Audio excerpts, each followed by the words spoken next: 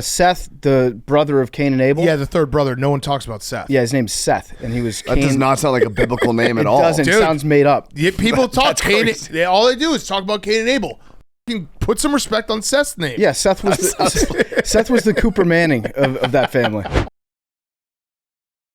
On today's Part of My Take, we have a very great interview with our good friend, recurring guest, Spice Adams in studio. Awesome conversation with Spice, talking football, talking everything, the internet, everything you can think of. We're going to do our NFL Week 3 picks and preview across the league, fantasy Ladbois, Fyre Fest, and we're going to talk Thursday night football, maybe a little Woj, Shohei. Great show sending you into the weekend. It's brought to you by our friends at DraftKings. TD, Tutty, taking it to the house. In for 6, whatever you call a touchdown, one thing's for sure. Touchdowns matter more at DraftKings Sportsbook, an official sportsbook partner of the NFL. On the ground, in the air, from the special teams or defense. We don't care how they score them. We want to bet on touchdowns. And DraftKings Sportsbook is delivering. Ready to place your first bet? Try betting on something simple like picking a player to score a touchdown or how many TDs will be in a game. Go to the DraftKings Sportsbook app and make your pick. Ready to do a touchdown dance of your own? New DraftKings customers bet $5 to get $200 in bonus bets instantly. Score big with the DraftKings Sportsbook, the number one place to bet touchdowns. Download the DraftKings Sportsbook app. Use code TAKE, that's code TAKE for new customers to get $200 in bonus bets when you bet just $5 only on DraftKings. The crown is yours. Okay, let's go.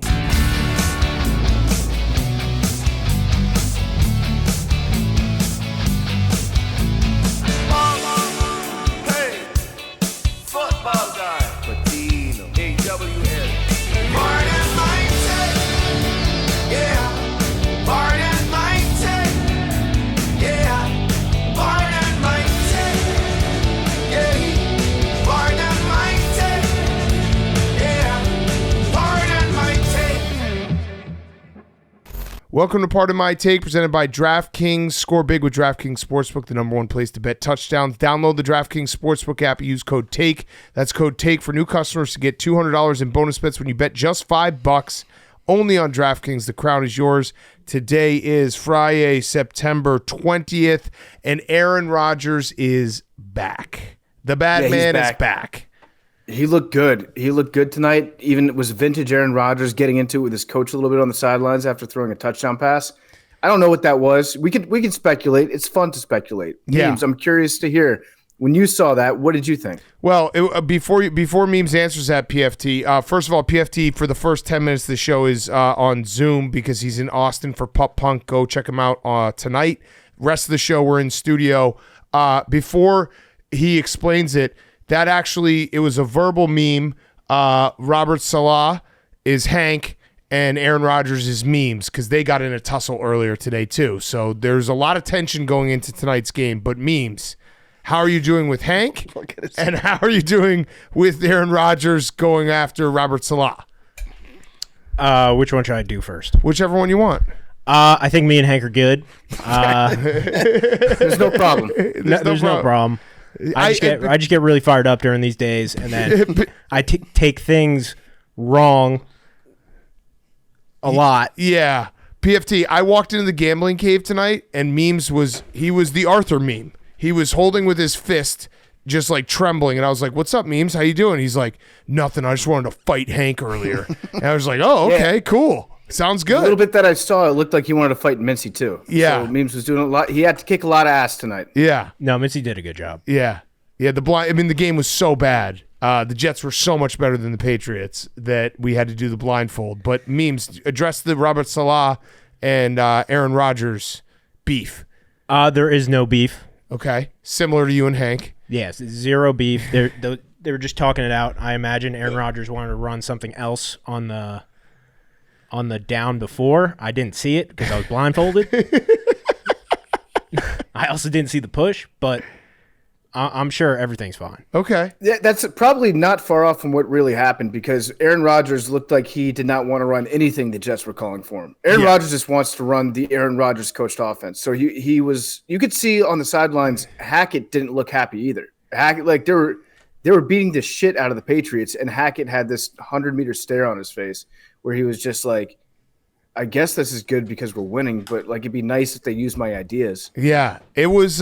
Where's Max going? Oh, Max is fixing something. The Patriots are bad. I think, Hank, you can officially say you're all the way out. I think we're going to look back at week 1. That will be our week 1, circle that game and be like, whoa, what happened there? Well, and overtime Patriots week beat 2. the Bengals? It was Yeah. like, we almost were 2-0. Yeah, but it was the Jets were just way better. I mean, they moved the ball easily down the field. The Patriots' offensive line is horrendous. I actually now agree with Hank that you probably shouldn't have Drake May out there because he'll get killed, even though he did play mop-up duty and didn't look.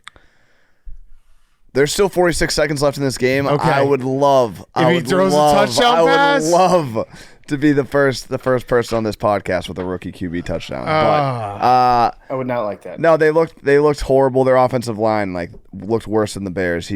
Jacoby never had more than 1 second to throw. They missed a ton of tackles on defense. Aaron Rodgers, it really did feel like Bizarro World watching one of the best quarterbacks just do whatever he wants with Doesn't the defense. feel good, huh? Every third down. Doesn't feel good, easy, Hank. Every Doesn't feel good. Yeah, no, it doesn't. It feels helpless. It does. It feels helpless. It certainly does. And Hank, what's your attitude towards fans of Aaron Rodgers right now that are just like, yeah, I'm better than you because my quarterback's better? They are. They're right. I would feel the same way. I get it. Yeah. If you're the Jets, you're just thinking Yoffs. You're thinking, what's going to happen in the playoffs? Soupy. I think Yeah. it's soupy. Yeah. For sure. I will say that I agree. Jacoby Brissett is the right person to be starting. Jacoby Brissett fills a very valuable role, which is just to stand there and take a beating and look semi-competent while beating it. So, like Drake May, if he were in there, he would take a beating and not look competent while doing it. But Jacoby is good at taking shots and occasionally completing a couple passes. This is going to be such bullshit. He's going to throw a touchdown pass, PFT. He's about to throw a touchdown pass. They're not even – oh, they sacked him. Just stop. Don't let this happen. Hank is going to just be the worst about this. Oh, No, his it's helmet over. came off. He's got to come off the field. I wish it was college rules. Wait, sorry, PFT. I was focused on the fact You want that me to say the whole thing again? Well, I'll Hank say the whole was thing again. just going to have that moment over us forever if he had thrown a touchdown pass there. Yeah, what were you going to say? No, I was saying that Jacoby Brissett is the right choice to be starting back there because he fills a very valuable role, which is to stand back there, be robust, take a beating, and then get up and then complete the next pass after he gets the shit kicked out of him. Yes. Whereas Drake May, if he were back there, he would get the shit kicked out of him and then look incompetent afterwards. Yes. So, Hank, this actually was a blessing for you because you're all the way out. Yeah. It's back to tank mode. Yeah, we have no offensive line, bad defense, rookie head coach. What can you expect with a team like this? Okay, so back to golf season. Get ready to learn golf. No. Golf season's over. I'm just, I'm thinking Hungry Dogs. I'm looking at Hungry Dogs, trying to win some bets, Yeah. paying attention Hank, to the draft boards. So, the good news is you won't have to watch them on Sunday. Mm-hmm. But then in the subsequent weeks, is there a world where we don't have the Patriots game on TV and you would be okay with that? Yeah, I mean, I'd probably just go watch it somewhere else. I don't know, but yeah, in week if it's week 8 and we're 1-6, Next week is at 49ers. yeah, I mean that's just Then bloodbath. Dolphins, Texans. Bloodbath. Yeah, that's I'm not gonna be able to get up for any of those games. Yeah. You are true. You're I was becoming up for like this game. Bizarro. I was up for this game. I was thinking again, like I love beating the Jets, beating the Dolphins, beating the Bills, division opponent. We've had their number forever. Memes was the tension was because Memes was nervous that it was going to keep happening. Yeah, Like, no, he thought he had the boogeyman on his mind. Memes was in an impossible spot tonight, PFT, because he lives and dies with Jets. He knows this window is very small with Aaron Rodgers, and Hank was sitting there like, I might not even be in on this season. So if the Patriots had somehow beaten the Jets with Memes like ready to fight Hank, it could have gotten physical. And I said it during the stream, but Memes is probably the top of my list of people who work in this office who I could see them getting in a fist fight in this office and then me being like, hey, what happened? And be like, I don't know, man. I'm sorry. Things just got away from me. And I just be like, Jets. all right. Yeah, the Jets. The Jets happened. Hank looked Jets at me. happened. And I would completely understand. Now, Hank, this is like further education of how to be a loser and you're going to have to listen to me and Big Cat's advice on this. But one thing that you're going to get into as a fan of a losing team is you're just going to have to like scratch and claw to find joy. So there might be one good team that you guys will beat, and maybe you'll beat them next year, and maybe you'll beat them the year after that. And for some reason, you always beat one really good team. Then at the end of the day, you could be like, yeah, well, guess what? It's like what the Dolphins used to do to you. No matter how bad the Dolphins were, they could be like, yeah, well, we always beat the Patriots. So you're going to have to figure out what that – maybe it's the Bengals. Maybe you guys just have the Bengals number, and you can start feeling happy about that. Any division win would be fun because it would piss off, Dolphins, Bills, Jets, all playoff contending teams. I guess Dolphins, maybe not, but either way – season's over. Spoiler Season's season. over. Memes, your team looks awesome. That win was very delicious. Ooh, delicious. All the insult stats were going around. We were 0-7 on primetime games against New England. There's no Bill Belichick anymore. So Wait, was this the first time you guys beat them in a decade? I believe so. Oh my On God. primetime. Wait, On you didn't primetime. beat him? Oh, no, but when did you beat him last year? Final game, Bill Belichick's final game as a Patriot. That's right. That was when you did that. Okay. So yeah, this is good for you, memes. You got your swagger back. It feels like all the angst from week 1 is gone now. You're 2-1. You had an impossible start to the schedule in the fact that you played 3 games in 10 days. Yep. And now you get the Broncos at home. Broncos at home. Hopefully start 3-1. Yeah, Broncos, Vikings at home, Bills at home. You guys might start rolling a little. Offense looks good. Yeah. Defense started to look good today. Yeah. Special teams is firing. We have a good offensive line. Yeah.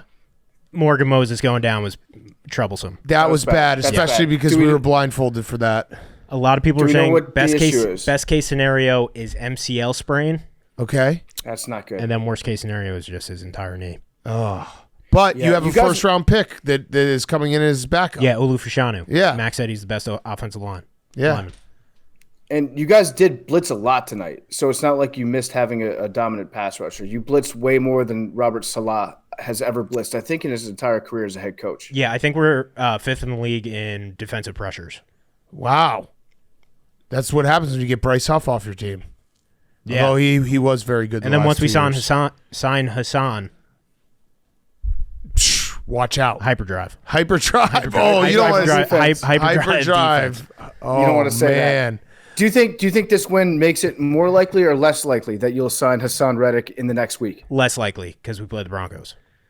Yeah. The window to sign him is before the Vikings week, or lose to Vikings and then sign him right after. Okay, that's the plan. So you have a loss scheduled and then to sign him. Yeah. Okay. That like wouldn't be the worst loss, is what you're saying. Or load up before the Vikings with him and then beat the Vikings. Got it. Okay. I like that. Yeah, it was an ugly, terrible game. It was Thursday Night Football is all the way back. And the Jets look good. And, Hank, it's over. We should talk quickly 2 other things before we do our NFL preview. Shohei Ohtani went 50-50. He's actually 51-51 now. He had 3 home runs, 6 for 6, 3 home runs, 10 RBIs. The dude is just insane. I don't really know what else to say besides he's the best baseball player in the world, and it's crazy that he Probably of all still time. he could be of all time. I mean, if he keeps doing it in his career, and there still is there still like an outside chance he could maybe pitch this postseason? I know that he was practicing in the bullpen. Like, he's done all of this. He's 51-51, never been done in the MLB. And oh yeah, when he decides he wants to pitch again, he's like 3 ERA pitcher. Yeah, it's actually insane. I'd say that he is the best baseball player of all time. Whether or not he'll have the best career of all time is kind of up for grabs, but we've never seen anybody that's doing what he's doing. It's insane. 50 home runs, 50 stolen bases. If he was a starting pitcher, he would be one of the probably top 10 starter in the entire MLB. It's crazy. It's crazy how good it is. We're almost getting desensitized. But shout out to the guy that caught the 50th home run because he just left the stadium. He's like, I'm Smart. not giving it back. I'm not talking to anybody. Here's my number. You can reach me. You can contact me through my lawyer. And I know that Shohei's got money. I know what his contract is. He's got so much money that he could afford to be swindled out of like $5 million and not miss it. So yeah, I'll just hang on to this at home. Give me a call and make me an offer. So wait, was that Darren Ravel? Because that is his advice that he always gives to everyone. If you catch a consequential home run, just leave the stadium right then and there and do not let anyone negotiate with you. So it might have been Ravel who caught it. It might have been Ravel, or maybe Ravel is his agent. Yeah. Maybe Clit has gotten into the agent business. I wouldn't be surprised. But yeah, insane season. Listen, Dodgers, I'm not going to speak with you about this. You can talk to my Clit. That's what Ravel would say. He's just the best. It's the best. And I can't wait for the Dodgers to lose in the first round and then everyone to complain and say the playoff structure is broken. But we'll always have this 51-51 from Shohei. I mean, it is pretty impressive. It's crazy. It's crazy. It's crazy. And then the last story, Woj has retired. So this happened on Wednesday afternoon. Woj is retiring. He is if you followed along what like Shefty and some of the other insiders said, you would have thought that Woj had just done 30 years at war with how they were describing it. Shefty was laying it on pretty thick. Add that to the list of things that we're going to make fun of him for at the Combine. But Woj is retiring. He's going to be the general manager of St. Bonaventure's basketball, and he's getting his life back. Yeah, I mean, Woj was the greatest to ever do it when it comes to the NBA scoop game. That's for sure. Like Shams, big time come up for Shams, having Woj step away. Now it's like a one-man show. Price went up. Was Shams part of the reason why Woj stepped away? Because Woj didn't like the competition? I don't know if it was competition, but Shams, is McAfee's insider on ESPN, and they used to take little shots at him. I don't know.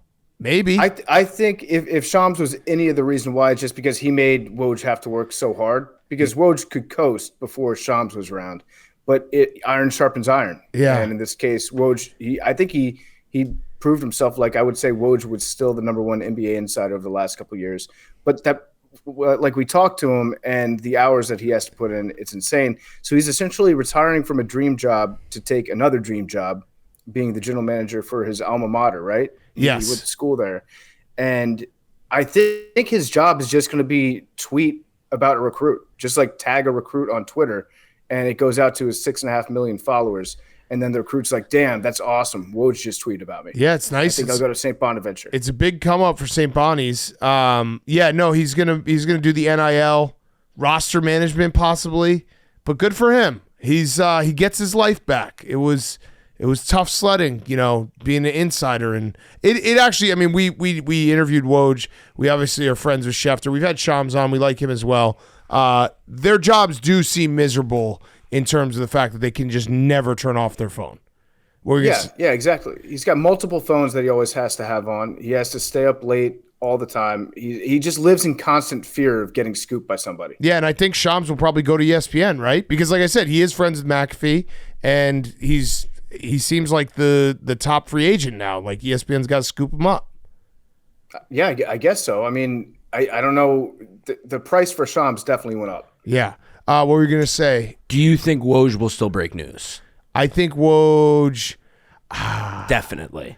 If he gets something that Yes. could piss off Shams, I bet Yes. you he would. I think that it's just that he's not going to be like pressed to break everything, but if he gets a piece of information, what's stopping him from still doing the job? Yeah, that's true. Why? Yeah, if he has all the contacts, if someone just sends him something, you would think he's got. Yeah, I mean, he has to have relationships where they're like, "I'm still only going to send you stuff." It was funny though. ESPN had their like panel of newsbreakers reacting to Woj's retirement. It was Passon, it was Schefter, it was Pete Thamel, and as Schefter said this: he wanted his life back. He didn't want to have to work on holidays. He didn't want to be away from more family gatherings. He didn't want to have to take a shower with your phone up against the shower door so you can see a text that's coming in, or take that sentence right there, like he could have just been jerking off, or take your phone with you to the urinal and hold it in one hand while you take care of your business in the other. That's a life that we live. Come on, Shefty. Woj, thank you for your service, Woj. You showered with your cell phone. Oh, man. I wonder if Shefty's gonna maybe see it. Like this is when he wanted to. Yeah, this is like Shawshank. He leaves the prison. He's like, man, there's life on the outside. Got to get out of here. Got to meet up. Shefty and Woj meeting at a beach. 5 years from now, being like, find me there. I actually think it's more likely that Shefty will start breaking more NBA news. Yeah, he might. Because he probably had some, but he usually would, defer that to Woj because he didn't want to step on his toes. But Shefty was doing like sidelines at NBA games. He was dabbling in it. He was checking it out. Yeah, there could be massive vacuum there. I could see, an upstart young buck come out of nowhere, and that's the person Woj is actually just ghost feeding all of his scoops to. Because I do think Shams going to go to ESPN, but yeah, Woj could start. Like if there is beef, and there probably definitely is, like Woj will just be like, I'm out, and then all of a sudden someone new is going to come on the scene. So Woj is like Alfred, and he finds a Batman, kind of thing. He's just setting him up. He's living with this guy, and he's just like, this is how you do it. Could be one of Schefter's kids. Yeah, I think. Yeah, his daughter's in the business, so why not just start dominating everyone? It was just very funny because we do like Woj, but like, come on, dude. Like, not even to Woj. Woj, I'm happy for, but like anyone who reacted saying like, man, I can't believe this. Like, he wanted to get his life back. It's like, okay. He also got paid a lot of money to do a job that's, pretty cool. It's pretty fun, yeah. But to even act like it's somebody that's been like an athlete for 30 years, stepping away from it. Yeah. His athletic feats were, showering and not slipping and dropping his phone and cracking it, staying up for 17 hours at a time to break news. Breaking news about athletes. Yeah. So it's a little bit different. And then the graphic that everybody was tweeting out that just said like 30 on it. Yeah. Like, I guess I'm supposed to know what the 30 means. So funny. All right, let's get some football talk. Let's kick it to ourselves. PFT will be back in studio. We taped this earlier in the day. Let's do football, and then we got Spice Adams and Fyre Fest. Okay, before we get to our weekend preview, game time. Football season is here, and we can't wait to get out to some games this fall with the help of Game Time, the official ticketing partner, Barstool Sports. You know how much we love Game Time now with their brand new Game Time Picks feature. They're making it even easier to get to a game. Game Time Picks filters out the fluff to show you only incredible deals on great seats so you don't have to waste time searching through thousands of tickets. PFT is going to the Commanders versus Bengals on Monday night. I'm looking right now. Go. I hit the GT picks. I'm seeing you can sit basically 40-yard line, $235 with the GT picks. That's a great deal. You can also sit up top, which is my favorite place to sit. 50-yard line, $158. So that's all with Game Time and the GT picks. You pull up your chosen event, turn on the GT picks setting at the top of the screen, or browse the best local Game Time picks deals near you on your Game Time app homepage. What are you waiting for? Someone should buy those seats and be in the same building as PFT on Monday night to the Bengals and the Commanders. Download the Game Time app today. Use code PMT to easily score great deals with the new Game Time picks. What time is it? Game time. Okay, boys, week 3. We have a great slate. I'm very excited for this Sunday. Perfect setup where it's 7 early, 5 late, 2 Monday nights. I wanted to, before we started getting through the games, PFT, I wanted to just hit a couple big picture things. Okay. So scoring is down again. Yep, touchdowns are down. Everyone's blaming the 2 high safeties. And I actually read an article, no big deal, not trying to brag, but essentially deep passes still work, but offenses are taking the bait with the 2 high safeties and just they're running the ball into light boxes, and it's not as effective. So teams that are still willing to push the ball downfield are doing okay. It's just that everyone's like, oh, well, I guess we'll dink and dunk and we'll run the ball, and it's just not working as well. I feel like there are ways around that, too. I feel like offenses can adapt to it. Well, it's offenses that are doing a lot of motion, the Saints, the 49ers. Some of these offenses that are trying to confuse the defense are still very effective, but there's a lot of offenses that are like, oh, light box, let me run. Oh, the run isn't really working, but we're going to keep doing it because that's what they're giving us. So stop taking the bait. Well, check down Mahomes, check down Patty. That's how he lives and dies, is by the check down. Yeah, so through 2 weeks, we've had 29 QBs throw the ball at least 20 times with under 200 yards passing, which is pretty crazy. That's the most for any season since 2008 and the second most for any start to the season since 1990. In weeks 1 and 2, only 17 of the 64 quarterbacks have gone over 1.5 passing touchdowns in a game. Again, these are not because we have rookie quarterbacks that have not thrown touchdowns, but these are just stats. It's a league-wide issue. Yeah, there are also 24 QBs with 1 or fewer passing touchdowns with 20-plus pass attempts in week 1, the most since the merger in 1970. There you go. It's not our fault. And there have only been 5 300-yard passing games so far this season, which is kind of crazy. Yeah, through it's a 2 trend. weeks. Listen, take what the defense gives you. And the craziest part is, can you name the top 4 guys currently, obviously it's 2 weeks, small sample size, top 4 guys in passing touchdowns? Top 4 guys passing touchdowns. Baker. Baker is yes. Okay, that's Darnold. good. Yes. Baker, Darnold, Josh? No.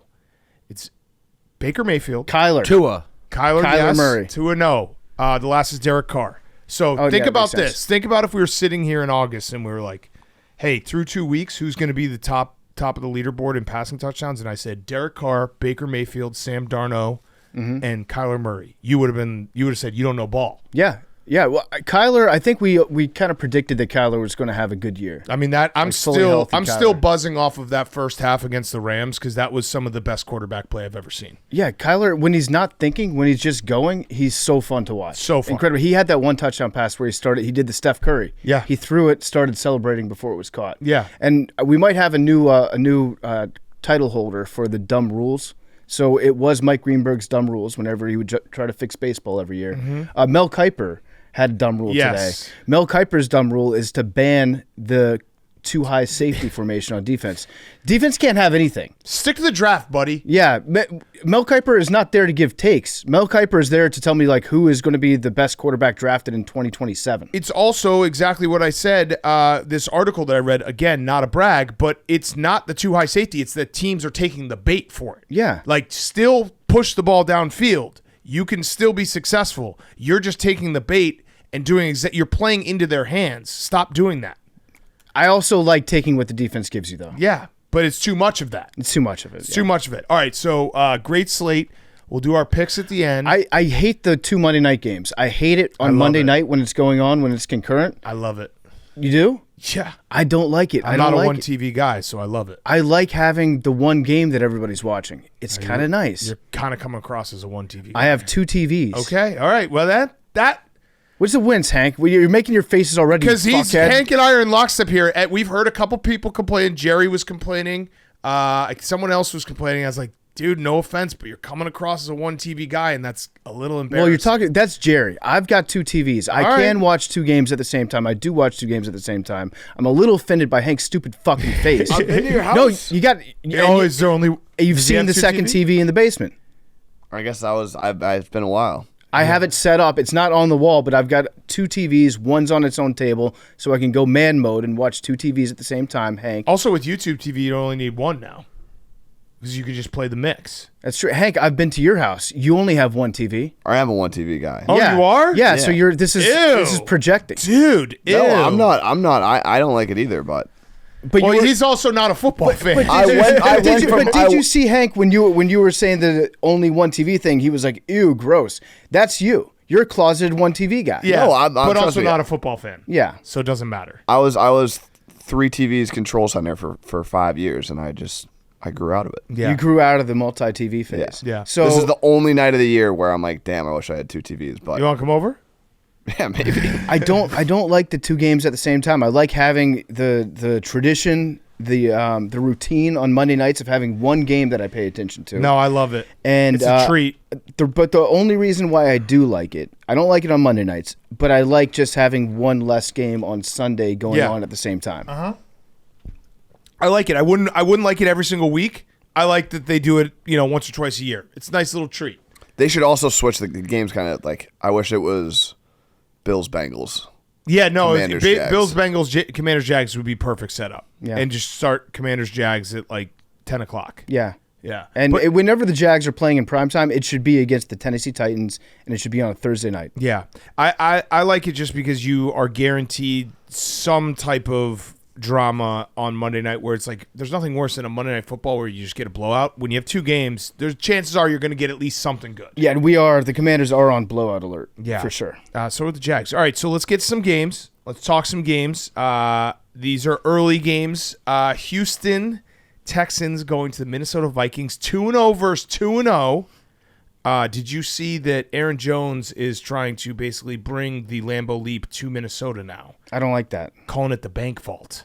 Okay, that's a good name. It's a good name. Like that. Now I'm kind of in on Yeah. it just because it's got a sick name. I had the same exact thought where it's like, you can't just do that, but the Bank Vault is sick. The Bank Vault's really nice. The only problem is there's a lot of teams that play in bank name stadiums. True. So they could kind of co-opt that. But he was the first to it. It makes me want to bet him to score a touchdown just so we can see the Bank Vault. It does. I kind of like how Aaron Jones has also fallen into the visual lookalike of the Minnesota Vikings running back situation. Yes. For the last 4 years. Yes. It looks like the same guy.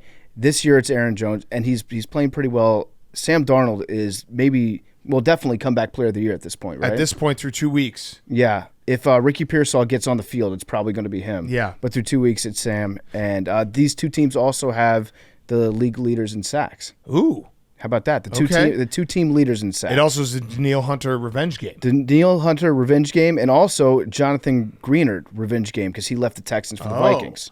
By the way, speaking of Minnesota running backs, do you guys know where Dalvin Cook is now? Cowboys. Yeah, he's on the Cowboys. Didn't realize that. They're working him in. They have a running back. Mike McCarthy is essentially his strategy for running backs this year is everyone who doesn't do any fantasy research and they show up to their draft and like, I know that name. Yeah. Like I think I drafted Tony Gonzalez 7 years later than he should have been drafted. Yeah. Because I saw the name. I was like, well, he's got to still be good. Well, the Cowboys got 2 of them. Yeah. They got That's what I'm him saying. and That's what his whole running back committee is. Which I kind of like. Yeah. I respect that. He's just doing old running backs that you kind of recognize, and he's like, yeah, that makes sense. Yeah, so If he I think Chris Johnson could still give him some yards. he's fast, right? Yeah, and I wouldn't be shocked if they brought him in. Adrian Peterson. Yeah, absolutely. Put him on the field. Like if you combine just a bunch of old guys that used to be dominant, in my dumb brain will say one of them will end up popping. Running back by committee, except one of them has a healthy right leg, one of them has a healthy left leg. Yes. So I'm excited for this game because I think it's going to be a pretty big test of which one. I think the Texans are for real. I actually think the Vikings might be for real too, but this feels like a game where the winner of this, we're going to be saying, whoa, 3-0, looking really good. Kind of control of their division too, because 3-0. We'll see what happens with the Lions and the Packers and the Bears, but at least the Texans, if they're 3-0, that's going to be a very big lead. Everyone else in their division is 0-2. I am very interested to see how C.J. Stroud does against Brian Flores' defense, because did you see after the game, Brock Purdy was like, you guys were just confusing the fuck out of me. Yeah, that's what Brian Flores does. He does. You're right. And he doesn't even always have to blitz to do it. Sometimes he just fakes a blitz, and he does that thing where the quarterback thinks that they're going to be under pressure, then they're not, yeah. And then they just panic, and the 4 rushers can get home. So C.J. Stroud, last year we started to do this. We shouldn't be doing it yet, but we should start thinking about it, asking the classic Nick Wright question of, is he throwing enough interceptions? So no interceptions he doesn't yet. throw a lot of interceptions. For C.J. Stroud. He did not throw many interceptions last year. He tried to throw a couple against the Bears. Well, yeah, I think he leads the league in turnover-worthy throws. He's just getting a lot of luck. I love that. He's getting some interception luck on that end. Yep. But we'll say this. If he goes 2 more games, no interceptions, then we start to say C.J. Stroud doesn't throw enough interceptions. Yeah. Do we have any takes on C.J. Stroud in the Caleb Williams clip? Big broing. Yeah, big broed him. It's a little early for the big bro. Well, here's the thing. I have no problem with C.J. Stroud doing it. I also have no problem with Caleb Williams being like, I just got sacked 100 times, got my ass kicked. I don't really want to stand here and just be told, hey, everything's going to be okay. Let me, if you're a competitor, I just don't want to do that nicey nice, oh, thank you so much. They're also the same age. Yeah. So I could see how I'm fine with Caleb Williams' reaction. I know Hank thought that it was bad. You mentioned something to me. You're like, did you see that? Did you see that? But you know what clip? happened with Hank? This is what Hank does. It's like sometimes we're too lazy to read the article, so we just read the headline. Hank sometimes is too lazy to watch the video, so he just reads the headline of the video, and then that's what he takes from it. Hank got aggregated. You got aggregated. So what happened? I watched the video. So what happened in the clip was CJ was like trying to give him words of He encouragement. rolled his eyes. And then Caleb was like, okay. He acted in a perfectly normal way for somebody that just lost a game. Also, CJ Stroud was mic'd up. You don't think he was doing that a little bit to get a little extra juice on the mic'd up? Like, well, look at me, I'm mic'd up.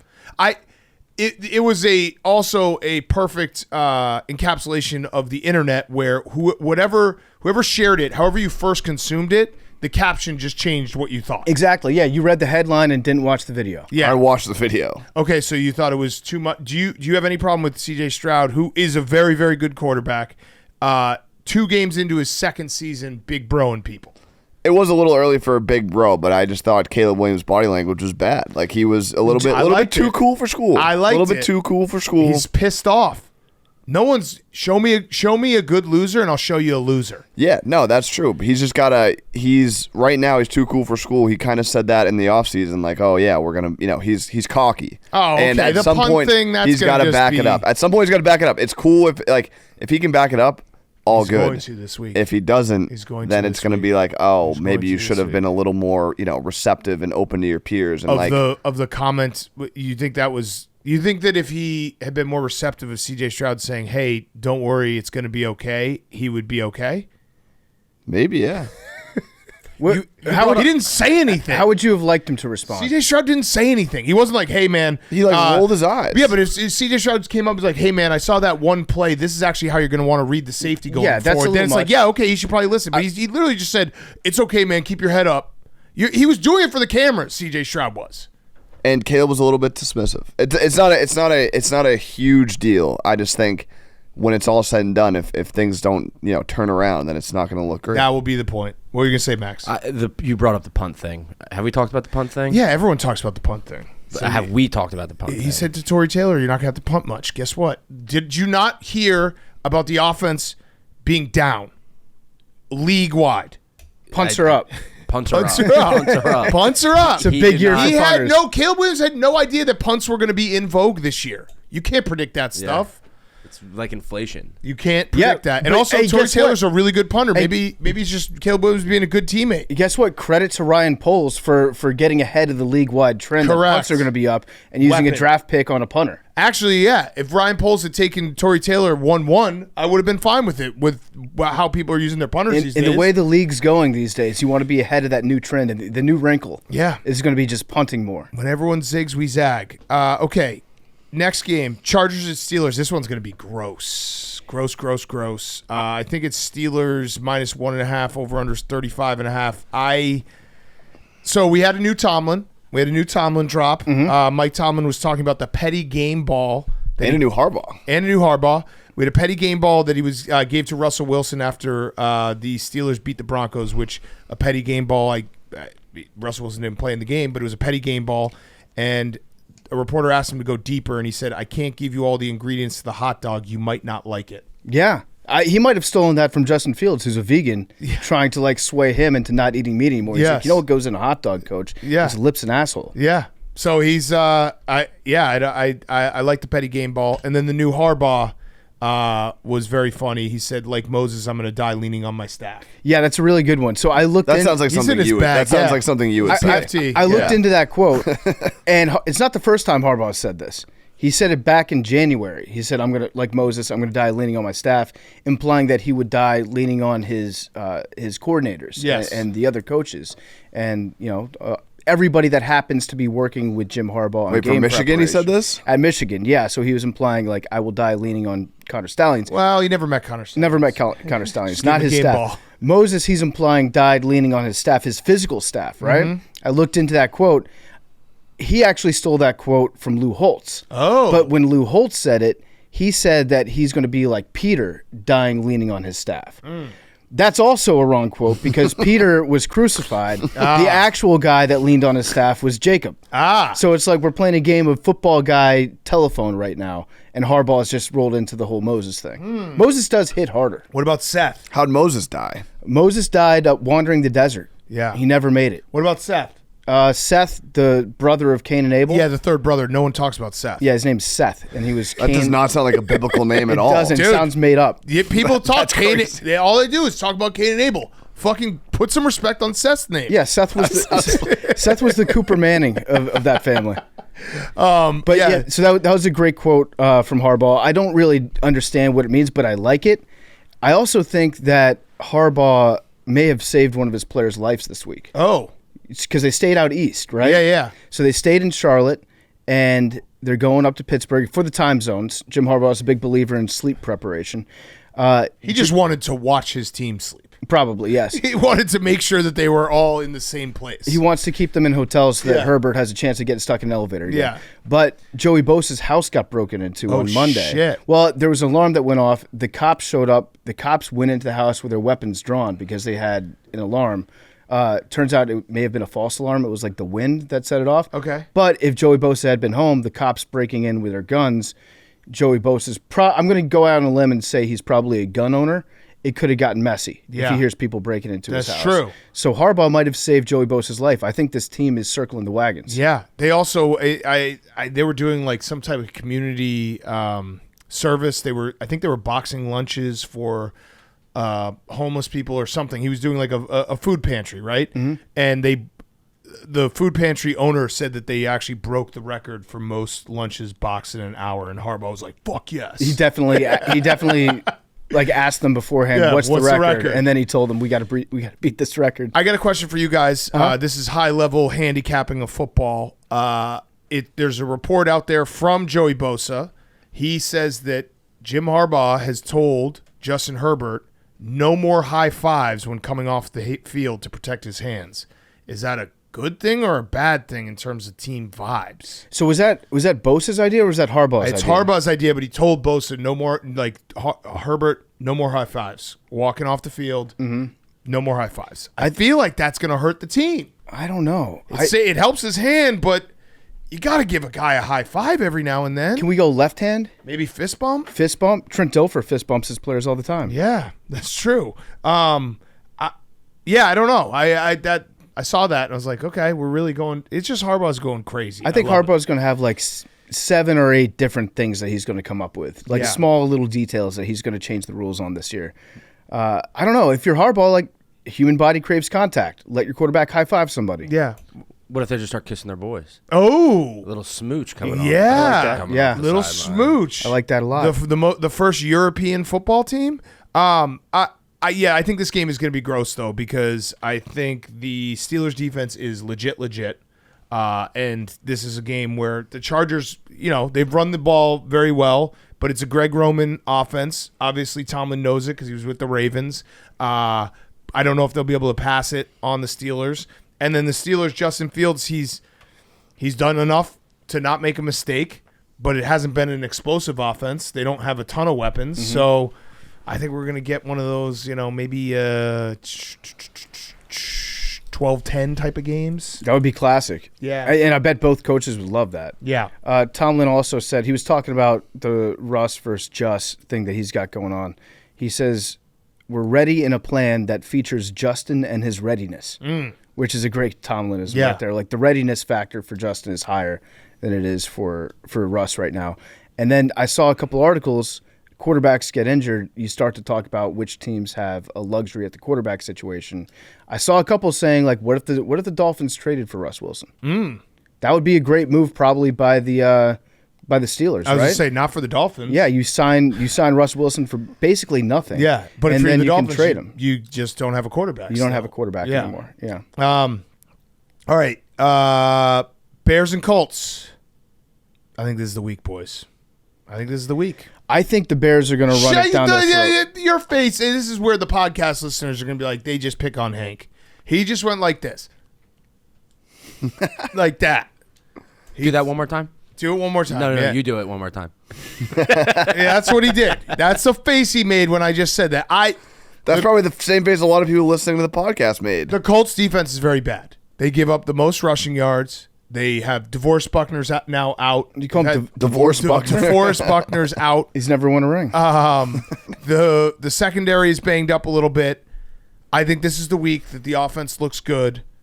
I think the Bears are going to win. Obviously, this is a very important game for me in terms of discourse because if Anthony Richardson outplays Caleb Williams, I'm going to be in trouble. Anthony Richardson does have, I think he has 49% completion percentage. I know there's been some drops, but he does have the best offensive line in the NFL. Yeah, so he's got a ton of time. His offensive line is playing really, really well right now. So that makes all his, the interceptions and the low completion percentage makes it stand out a little bit more. Yeah. He played so bad against the Packers last week. He was very, very bad. Yeah. I do agree with you. I think the Bears are going to run the ball down their throats because the Indy run defense is terrible. And the Titans and the Texans, I believe, will by the end of the season will both be top 10 defenses. The Colts will not. So I think this is one of those situations where your first 2 weeks you're playing really, really good defenses. Now you take a big step down and things just work easier. I think the offensive line will block better. Darnell Wright has been really, really good. He was really, really bad against the Texans. I don't think that's going to happen again. I just think everything's going to look a lot better. The defense for the Bears has been awesome in the second half, too. I think they've only allowed three points in the second half this year. So and that was just Kyrie Fairbairn, 75-yard field goal. Play too high. Yeah. Play too high safeties because Anthony Richardson, the reason I like watching him play is because he's electric when he runs with the ball and he takes mega shots downfield. Yeah. He's Mega Man at quarterback. He only goes downfield, which explains why his completion percentage is lower, but he's not taking what the defense gives him. Yeah. I also just want to say, this game, the Bears win this game, everything is on path. Everything looks good because there's been a lot of panicking. I actually don't think Bears fans are panicking. I think it's more just the Hanks of the world, the Colin Coward's just trying to force panic on us.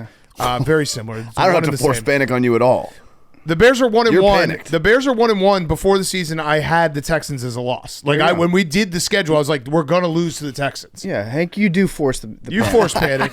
You with questions. You apply and face. pressure. I do have one question. Okay, here Roma it is. Dunze's dad. Yeah, I saw it. He shared a clip on Twitter. It's fine. He's Roma just Dunze watching being tape. Wide open in the end zone. Don't you want family members watching tape? Yeah, it worked out well for Odell. Yeah, it's fit. It takes a Yeah, village. watch tape. Not publicly post. Create discourse against Dude, your he's quarterback watching and tape. your son. Hank, He's watching I have a tape. He question also for are you gonna tell the full story? I'm gonna ask What's a the full question. story? I'm gonna ask a question to Hank. Wait, hold on. But he also posted a clip that that basically said Roma Dunze runs a great route, but Caleb Williams gets pressured so fast he has no chance.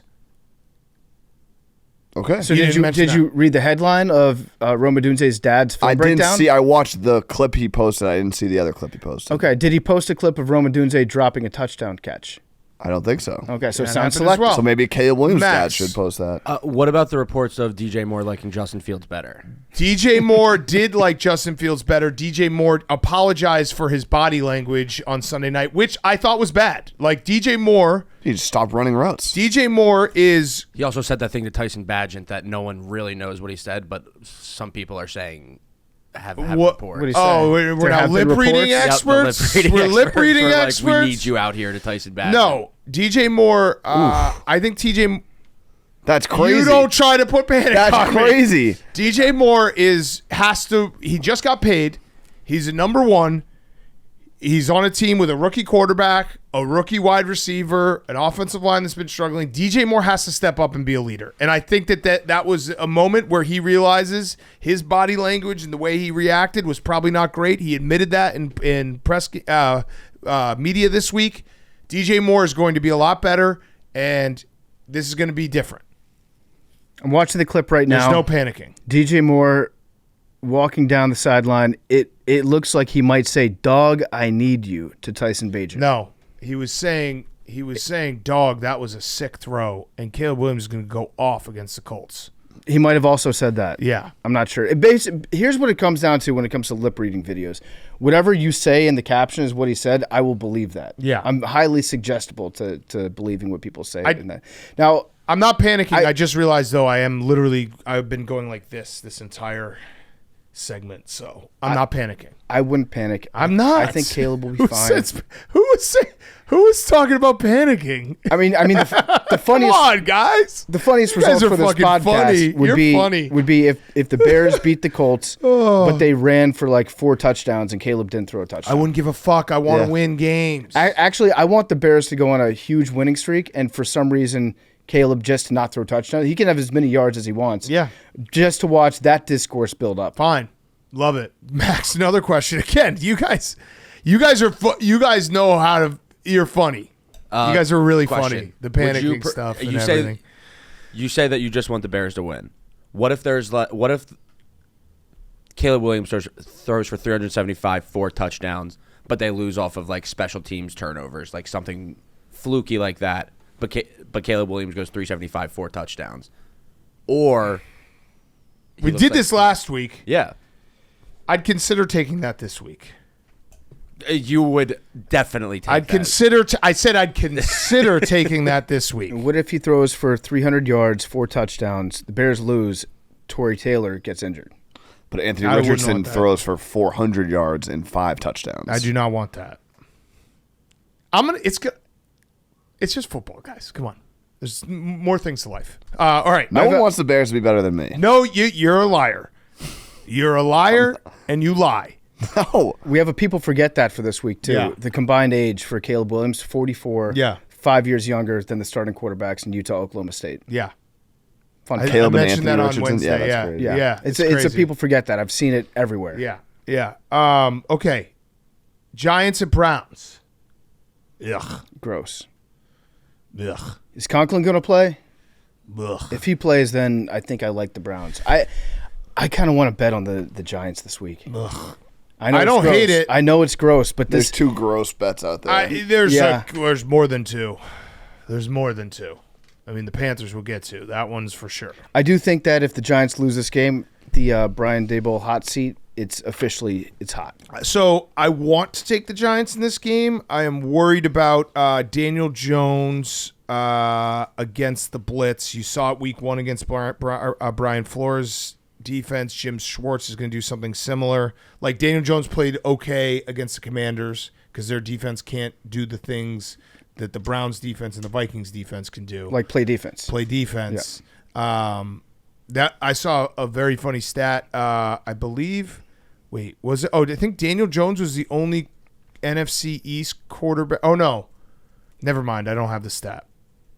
They were the only team to. Oh, no, I have the stat. The Commanders were the only team in week 2, NFC East team in week 2 to not score a touchdown. They were also the only NFC East team to win. Interesting. That's pretty cool. The Giants. I said it. I said the stat in the inverse way on Monday's show. But the Giants were the first team in NFL history to lose a game where they scored 3 touchdowns. Yeah. And their opponent didn't score a single touchdown. It's never happened before. Yeah. Did you know that Amari Cooper's 30 years old? That seems right. Oh, I thought he was older. No, that seems about right. He's just been around for a while. Yeah, that seems about right. I feel like we've seen him for a long time. Yeah, I think I like the Giants this week. I know it's stupid. I know there's really no reason to love the Giants, but I do. There's a couple. Yeah, the Giants are definitely in the catch a falling knife team category where it's like, I like you're gonna do it eventually. Yeah, you just hope you time it well. You think Daboll brought in a clip of the Saquon Barkley drop and showed it to Mr. Mara? I was like, look, he might have. He's You a missed loser. He's a losing player. he's a losing running back. Shout out the Giants. That actually was probably their first win of the season. Yes, that was with huge. Saquon dropping that. That was Giants huge. fans were celebrating heavily. Mr. Mara got his first night of sleep this season. Yes. Okay. Yeah, this is a gross game. I don't know what to do with it. I think that this is one of those games, too. You have them every Sunday where you can point to it and be like, whatever I choose, I'm going to be wrong. Yeah. So, Eagles at Saints. Max, Are we overreacting to the Saints or overreacting to the Eagles? Neither. Okay. So we're correct about both. Yeah. So Well, we've been the saying line- that the Saints are great and that the Eagles stink. The line would say we're overreacting to the Saints and overreacting to the Eagles. Neither. Okay. Okay. I'm worried for you, Max, without A.J. Brown. Oh, yeah. He's the guy that you need to beat the Saints defense, and he's not there. Also, Max, would you like to comment on the fact that Reed Blankenship said after the game, we're a player-led team at the end of the day. We know what we need. What we did is on us. So they don't need coaches in Philadelphia, is pretty much what he said. You're talking about how Jalen Hurts did all of the No, talking how after? Reed Blankenship said we're a Sorry, player-led Pug team. came in. Yeah. Where's Memes? He's coming. I don't know. We don't know where Memes is? He said he's coming. Wait, I didn't even realize Memes wasn't back there. Hey, Pug. We got Pug. All right, Pug's here. He's an Eagles fan. Pug, what do you think about the comment that Reed Blankenship made about Jalen Hurts saying he talked to the team after and said, we're a player-led team at the end of the day, so they don't even need coaches? Yeah, they are a player-led team. It's true. So So do they not need coaches? Just coordinators. Just coordinators? They Just need coordinators, no head coach. Pug. Okay. So just get rid of I'm going to Syria. take over from Pug here. I didn't love what he just said there.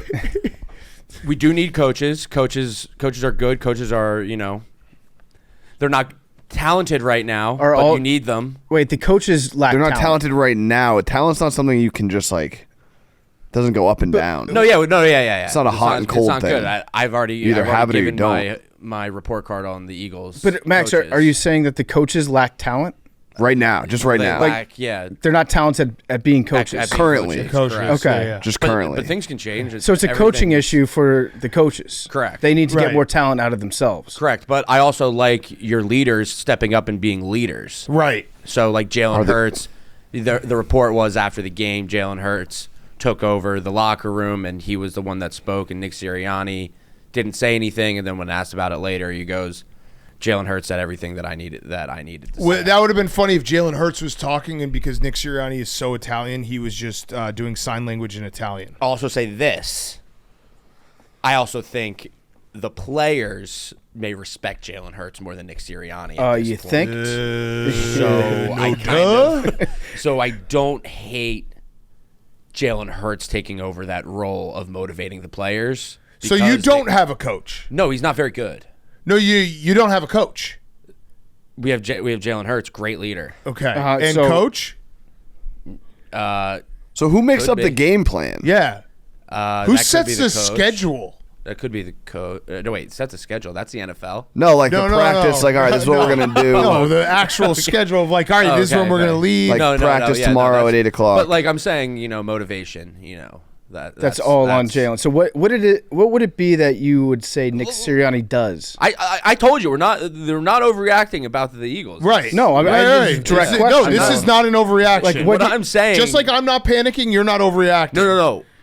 I'm saying that they're right about their overreaction of the Eagles. Okay, what is? So like it's not an overreaction. Oh, they're It's just, it's fair. it's fair reaction. Right. So it sounds like they've been having players only meetings this entire time.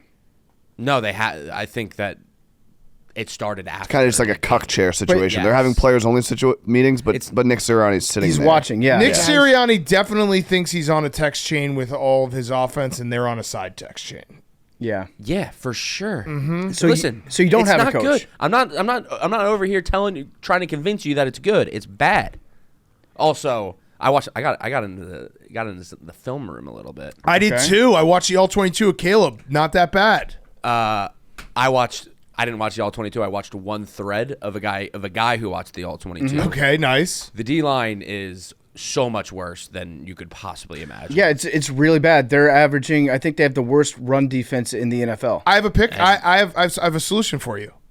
I have a guy. I have something. Okay. What? You go. I have a guy that you guys can get. He was first in pressure rate in 2022 and third in pressure rate in 2023, and you can have him. Do you want him? Aaron Donald? No. His name's Bryce Huff. Oh no, he sucks. So He was first in pressure rate 2 years ago, third last year, and so far through 2 weeks, he's tied for 146th. Yeah. so this is what happened. I want to He has. You know what his stats are this year? He has one stat. Can you guess what it is? a combined tackle. He has one assisted tackle. Yeah. Yes, he has a 67% missed tackle rate. Oh. That's not good. He Well, no, hold on. 33% of the time, he's tackling someone. yeah, he Well, has half tackling. He Yeah. has zero hurries. 33% of the time, zero he's getting pressures. 50% of a tackle. Also, this is the worst part of it all. Oh, there's more? This is what I found through the tape. The Falcons' game plan was to stop Jalen Carter no matter what. So they were doubling the tackle and the guard on Jalen Carter every play and going one-on-one with a tight end and Bryce Huff. That's not good. That's so bad. he could And he wasn't getting any pressure. Zero pressure, one-on-one tight end. Wow.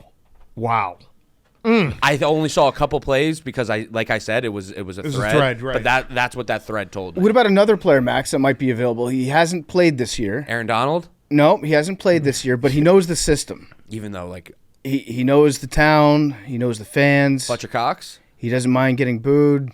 No, it's not Fletcher Cox. Chris Long? No. Namdi Asamoah? No, his name is Hassan Reddick. No, yeah. I mean, I already you heard me try to make the trade. Yeah, the trade was actually executed, I believe. Yeah, I don't think it was ever executed. He wanted a second. I would only give him a third. Yeah. So the bad news is for the Eagles, you're playing against the best offense in the NFL. I know it's only through 2 weeks. Yeah. But it's a record-setting offense through 2 weeks, and it's not really a good position for a get-right game. Yeah. You guys would absolutely love to go up against like a bottom-tier offense right now just to feel better. I don't like the Eagles winning this game. I believe in the Saints. I don't believe in the Eagle. Yeah. The pass rush is just the D line is going to ruin and no AJ Brown. No, I don't feel good about this game at all. And Nick Sirianni making decisions of any kind. Yeah. He just needs to be. And we say it all the time when we defend Dan Campbell. Just have some consistency, Nick Sirianni. You know. Well, you go for it. You go for it in the first half. You don't go for it at the end of the game. What are you doing? Agreed. Just have consistency. Stick to a plan. Just be like, this is the way we're going to run this operation, and we're going to do it this way, and that's what we're doing. But yeah, I think the Saints are. I think the Saints are for real. I know they one of their 2 games, half of their sample size against the Panthers, but I like the Saints. I think they're flying around on defense too. That's the part that's a little surprising to me. And the offense it's different. It's different from the Saints offenses that we've seen in the past. There's more complications, there's more motion. So it puts a lot of pressure on the defense, and just don't run the prevent defense. Do you think we gave the Saints coach a little bulletin board when we picked him last and I still can't remember his name. But Dennis Allen, when he was the last overall pick in our coaches draft. No, I think he's used to it by now. No, and I don't really attribute any of the start for the Saints on Dennis Allen. Okay. He doesn't get any credit. It's Clint Kubiak. Yeah. There's another Kubiak. Yeah, I know. He's got a brother. Yeah, it's crazy. Yeah. All right, that was fun. All right. We got 2 more early games. Broncos at Bucs. So, this is a gross one, Hank. I think I might take the Broncos. That is a gross one. I saw that. Was it 6.5? It's 6.5. So my thought process is It's a sucker line. I thought about it too, though. the Broncos have played the Seahawks on the road week 1 with Bo Nix, and then they played a very good Steelers defense. I think the Bucs defense obviously super banged up. Baker's been phenomenal. I do think Baker is probably playing a little bit above where he's going to end up average-wise. I don't know. I also it's gross for every single reason because do you know the record for the Broncos in the last 8 games? Last 8 games. 1-7. No. 0-8. 0-8 is actually partially correct. They're 2-6. Their 2 wins were both against Easton Stick. Okay. So yeah, pretty much 0-8. Yeah. We also had Sean Payton said after the game on Sunday, we have to start really looking at who we are asking to do what. What scheme fits our players? What scheme fits our quarterback? It's your quarterback and your scheme, Sean. Mm-hmm. That's yours. Yeah, who are you asking? You should have asked that question before the draft. You should ask that question before the draft, mini camp, training camp, preseason, week 1. You shouldn't be asking the question now. He's going to try to figure it out in as many ways possible. So we talked about using more RPOs against him. He's just going to throw a lot of shit at the wall, see what sticks. The one thing I will say that's good for the Broncos is Sean Payton knows the division. He knows the Bucs pretty well. That's true. He's got one really good player on defense in Patrick Surtain. Yep. And I don't know if you stick him on Mike Evans for the whole game, that means that Chris Godwin's just going to eat you alive because Chris Godwin's been playing really well this year. Yeah, the Lions just weren't covering him. Again, this is gross. I just think that the Bucs, it's pretty much the NFL. You're never as bad as everyone thinks you are. You're never as good as everyone thinks you are. Everyone thinks the Bucs are incredible. Everyone thinks the Broncos are the worst. It's got to be somewhere closer to the middle. Yeah, probably. But I mean, I This see could all be I wrong. see 6.5. Yeah. And I want to take it, but I imagine again, this is one of those blinking red light situations where it's like if I love a bet that much, you probably should not take it. Yeah, I just think Bo Nix might be a little bit better because Sean Payton might actually start thinking about his quarterback in the scheme. So it's like with Bo Nix, they might do kind of what the Falcons had to do at the end of the game with Kirk Cousins, which is just go out there, like build the entire offense out of your 2-minute drill. Yeah, that's what I wanted them to do with Justin Fields forever. Yeah. Just let him just go out there and sling it. Okay, speaking of another stinky one, Packers at Titans. Malik Willis. So we're doing the Jordan Love fake. He's going to play thing. I don't think Jordan Love's going to play. He was in practice, but I don't think he's going to play. There's no reason for the Packers to risk playing him this week. What they're doing, I think, is essentially a play-action fake before the game. Yeah, it's They're part like, of Matt LaFleur's strategy. Yeah, they're like, get ready for the pass. We're going to pass it, and then Malik's going to play, and we're just going to run the ball again. They have they've already the Malik Willis era in Green Bay is already a success. Because when Jordan Love went down in the first week of the season and you said, hey, he's going to miss, 3 to 4 games, if you're a Packer fan, if you're in the Packers organization, you're like, if we can eke out 1 or 2 wins in this stretch, we're good. So they have the Vikings next week, which will be big for the NFC North. And why would you play why would you play Jordan Love against a very good defense in the Titans? I think it's all smoke screens. I think it's Malik Willis again. I also like the Titans. Malik Willis revenge game. But Think about not that. really because of that quote. He did say, I could care less. Yeah. I think I got paid the whole time I was there. Yeah. That's a good way to look at it. He's got perspective. Yeah, he said shout out Miss Amy, which I love whenever they throw Miss on Miss Amy, the owner of the Titans. Yeah, no, I kind of would want my quarterback to be a little more like, yeah, it's a fucking revenge game. Yeah. Fuck yeah, it is. Yeah, but again, if Malik Willis was like, yes, it's a revenge game, then he goes in there and he wants to do too much Malik Willis. Yeah. Like last week, the Packers dialed down the Malik Willis level to like 0.5 out of 10, and they won the football game. If you crank that knob up and you're like, we're going 7 out of 10 Malik Willis, that's when he starts to do Malik Willis things. Yes. So here's my case for the Titans. Their first 2 games went basically exactly the same, where their defense balled out, they got a punt blocked, and Will Levis had a horrendous turnover that fucked him. One was a pick 6 against the Bears. The other was a fumble backwards on the 6-yard line going in. I'm doing visualization. There's been a lot of talk. Brian Callahan, motherfucking Will Levis. Will Levis actually saying, yeah, of course he motherfucked me. I'm an idiot. I was motherfucking myself. I think this is going to be a 4 o'clock or 3:30 Central Time, whatever, 4:30 Central Time. The picture is Will Levis and Brian Callahan, arm in arm, smiling. We finally got a win. We did it. Everything's working. That's just my visualization for this game. It sounds like a daydream. It might be a daydream. I also have a stat for you that's pretty remarkable. From CBS Research, the Titans are 0-2 despite allowing the fewest total yards in the NFL. So the last time that happened, that a team started 0-2 with allowing the fewest total yards in the NFL through 2 weeks, was the 1994 Cardinals, who actually started 0-3 and ended up finishing 8-8. So my point behind all that is the Titans are probably better than their 0-2 record.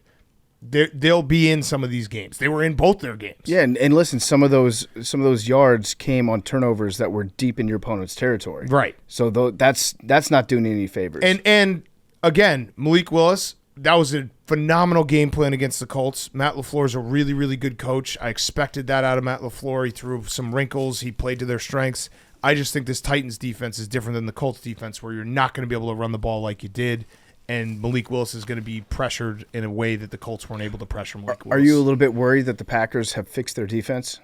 They might have fixed a little bit of their defense. So- Jeff Hafley's, yeah. So they That's why didn't. he went from a head coaching job in college to defensive coordinator. Yeah, they didn't turn the ball over last year on defense, and now I think they lead the league in interceptions. They did play Jalen Hurts and Anthony Richardson.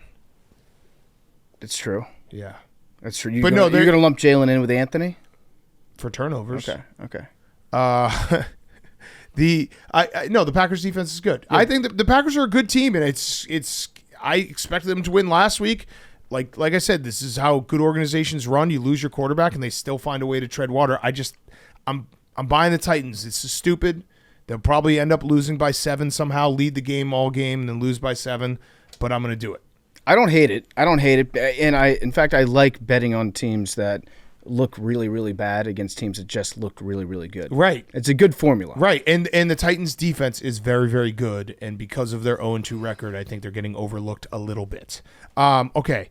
Before we do the afternoon games, guess what goes with football? Pardon My Cheesesteak. Football is back in full gear, and ordering Pardon My Cheesesteak for your game day meal or late night eats is the best play call you can make.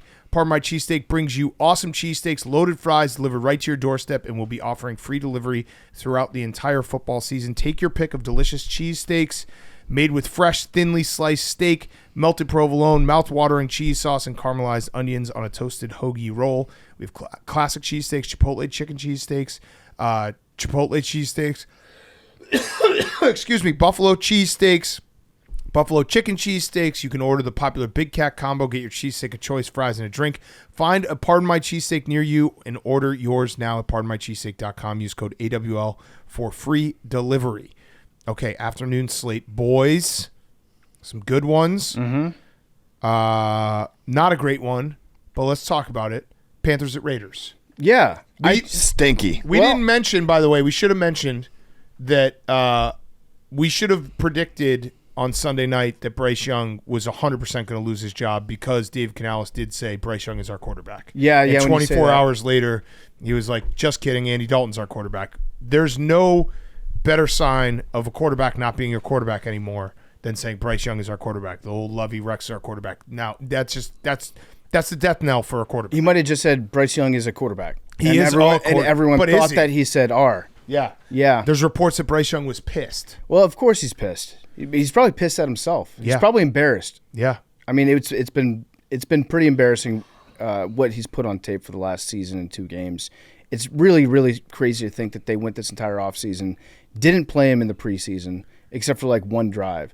And then they're like, okay, I think we're good to go with Bryce. So, yeah, you can say – I think 2 things are true. I think you can say the organization failed him. Yes. And you can also say that Bryce doesn't look like he's very good at playing quarterback at the NFL level on his own. Right. It's also very apparent the organization failed him in the fact that there are 2 Panthers quarterbacks who are leading the league in touchdowns. Yeah, and then another guy that the Panthers could have had that hasn't thrown an interception yet. Yeah, Baker Mayfield and Sam Darnold being ex-Panthers, and that picture being like, yeah, this is what happened. So I do feel bad for Bryce.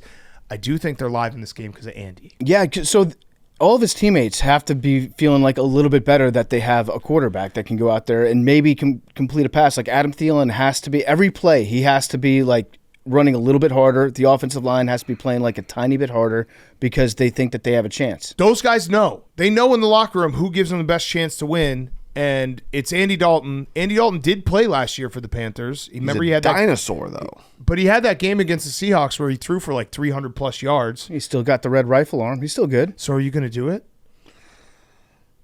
I think I'm going to bet them +5. Money line is... Okay. Seems crazy. Here's something that They're might so help. bad. The Raiders have but not. The line stinks. The Raiders have not been able to run the ball. So the Raiders are averaging 2.5 yards per carry for 39 rushes. The Panthers, your strategy of betting a running back to score against the Panthers has worked well this year. Yeah, I don't know if I'm going to do it this week. Well, though. I don't know if the Raiders can run the ball. Yeah, that's what I'm saying. Like Alexander Madison, he's got 2 touchdowns, but he hasn't been good at all, really. Or he hasn't been productive at all. Is a better way to put it. He scored. The Raiders have had it was a pass, mixed bag, but I don't love the idea of the Panthers defense getting carved up. We also have Gardner Minshew might have found his swag back. I think he's leading the league in completion percentage. But do you remember the clip of Max Crosby going and talking to Gardner Minshew on the sideline during the Ravens game? Mm-hmm. So Gardner Minshew said what he was told by Max Crosby. He said he grabbed me and just said, "Hey, we got your back, dude. We need that Washington State Gardner. We need that." And Gardner said, "Man, you're right, dude. Let me see if I can go whip that up real quick." Love that. He whipped up the Cougar. He's just like, let me whip that Gardner up real quick. I like that. It's fucking great. I mean, that's the best Gardner. Yeah. The best Gardner is when he's showing up for games wearing like a bomber jacket and the aviators. Let me whip that up. He's just in fuck it mode. Southern Rock Gardner is the absolute best. I think I would take Gardner Minshew if he said, "I'm going to whip that up." Anything that he whips up, I'm buying. If he's whipping, I'm getting whipped. Yeah. Let's do it. Brock Bowers has looked awesome. Awesome. He's looked awesome. They have exact opposite hair, Brock Bowers and Gardner Minshew. Yeah. There's definitely some jealousy going on in that Oh, locker for room. sure. I think Brock Bowers has the most receiving yards in the first 2 games in NFL history for any rookie. For a tight end. He surpassed Mike Ditka. Ooh. How about that? How about that? Gronk said that Brock Bowers is next up. He anointed him. Baby Gronk. Gronk, it's got to be so awesome to be Gronk just being like, yeah, I was the best ever. Because he said, like, he could be on my tier. I like that. But the thing is, like, if Gronk tried to do, if he played in Vegas, I don't think that would have worked out. No, that would not have. Early Gronk, no chance. Yeah, I don't know. It's gonna be a game time decision whether I take the Panthers. Probably stupid. We also have a little reunion between Andy Dalton and Marvin Lewis. Ooh. Get the gang back together. Ooh. Maybe some tears. Marv. My visualization is giant post-game hug between Andy Dalton and Marvin Lewis after this game. I don't know who's going to win, who's going to be happier in that hug, but they're going to hug the shit out of each other. Seems like two guys that they can't have bad blood. Yeah. They're just two nice guys. You can't hate, like, the stuff that they accomplished for the Bengals was remarkable given the history of the Bengals. Yeah, no playoff wins, but still no remarkable. playoff wins, but they went to the playoffs. A lot. Always on Saturday at noon. Against the Texans. Yep. Okay, next up, Dolphins and Seahawks. So it's Skylar Thompson time. I was trying to talk. By the way, I think the Seahawks are very good. I think Geno is very good. I think the Seahawks are very good. If Kenneth Walker can get healthy, I think that's a complete team. The Dolphins, Skylar Thompson's going to start. They are saying they're saying all the right things that Mike McDaniel said. Skylar Thompson is a new man. He said when you're watching in 2024, it might be the same name on the jersey, but you're seeing a different man. Mm-hmm.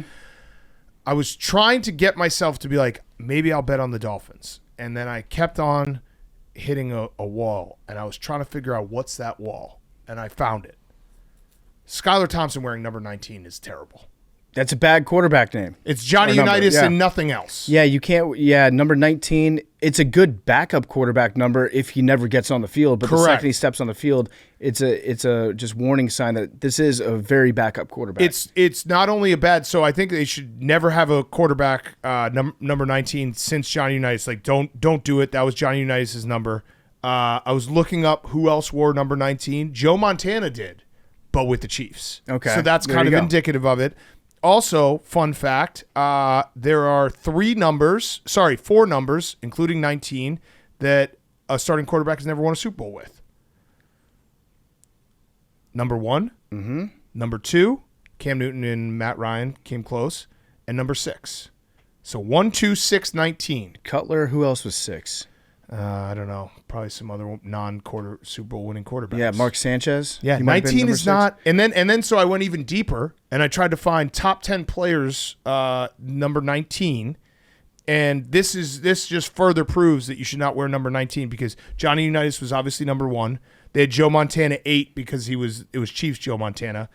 Do you want to know who number 5 was? This is why number 19 does not work. This is the 5th best, according to just a random website, which obviously doesn't really matter. The 5th best player to wear number 19. There's no chance I can guess this. Juju Smith-Schuster. Okay. According to this list. Yeah, I mean that's a bad number. It's a bad. It's a I saw it. I was like, he had what the fuck? He had one one that's- good year in Yeah, I Pittsburgh. mean, also the list doesn't really make sense because like Amari Cooper's number 9, Ted Ginn Jr., who's better than Juju, was number 7, Adam Thielen also better than Juju 6. But I just laughed at seeing that. Yeah, and that's being ver- like, what the fuck? That's wildly disrespectful to Ted Ginn.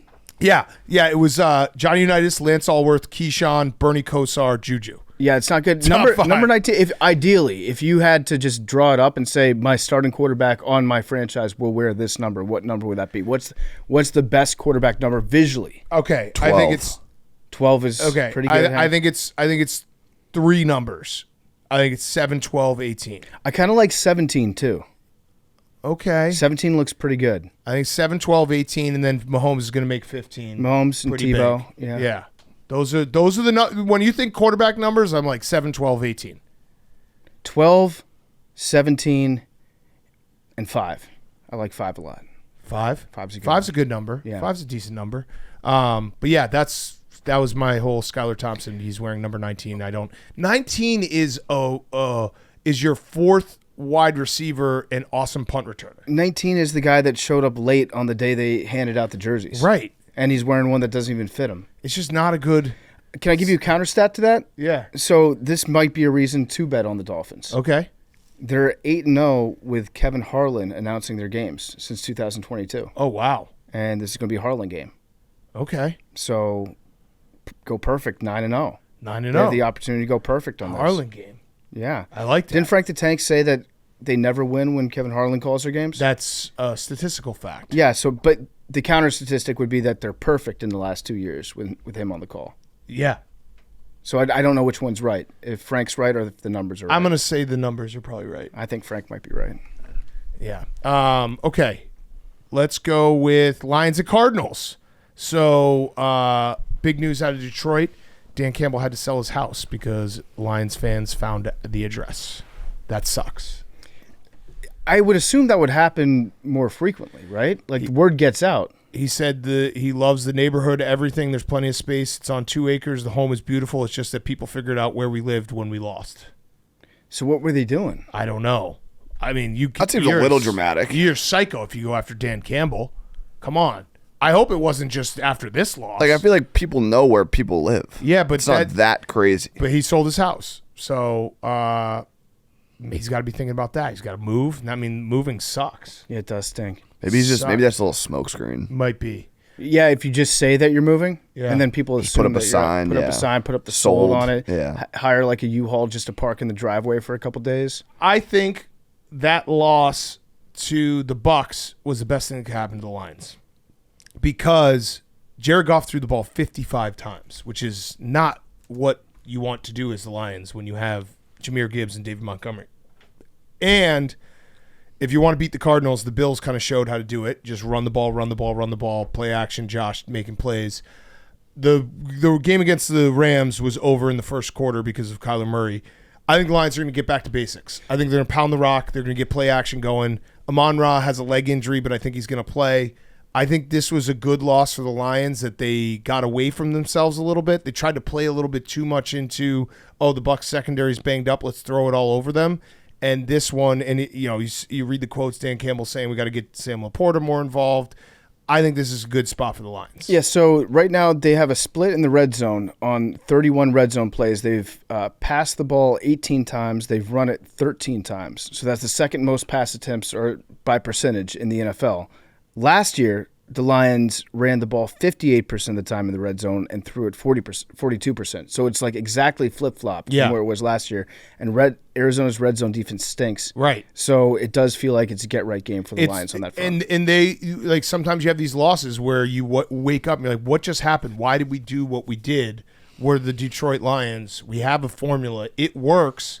Just go back to it. Yeah. Also, it's going to be on the road, so Dan Campbell doesn't have to worry about people coming to his house. Yeah. He's going to be gone. It's fun that this game is, like, think about this game 5 years ago. It would have stunk. Yeah, and it's fun. It's a fun game. If I were Dan Campbell, I would just buy a farm. Just go live on a farm. Yeah, that's what you want to do anyway. Live at the facility. Yeah, exactly. You should be living in your office. You should be living in your playbook right now, Dan. Do you guys have any other thoughts on this game? This is my fun watch game of the week. It's nice. It's gonna be a good uniform matchup. Yep. Sneaky good uniform. The uniforms and the colors, they scream points to me. Yep. Agreed. Late afternoon. Kyler Murray doing crazy shit. Marvin Harrison, he's arrived. Yeah. Fully arrived. It'd be funny if they didn't pass him the ball in non-divisional matchups. Yeah. And just only against the NFC West. We're going to unleash Marv. Just eat him then. Okay, Ravens at Cowboys, another fun game. The afternoon slate's great. So we've talked about kickers. We've talked about Justin Tucker.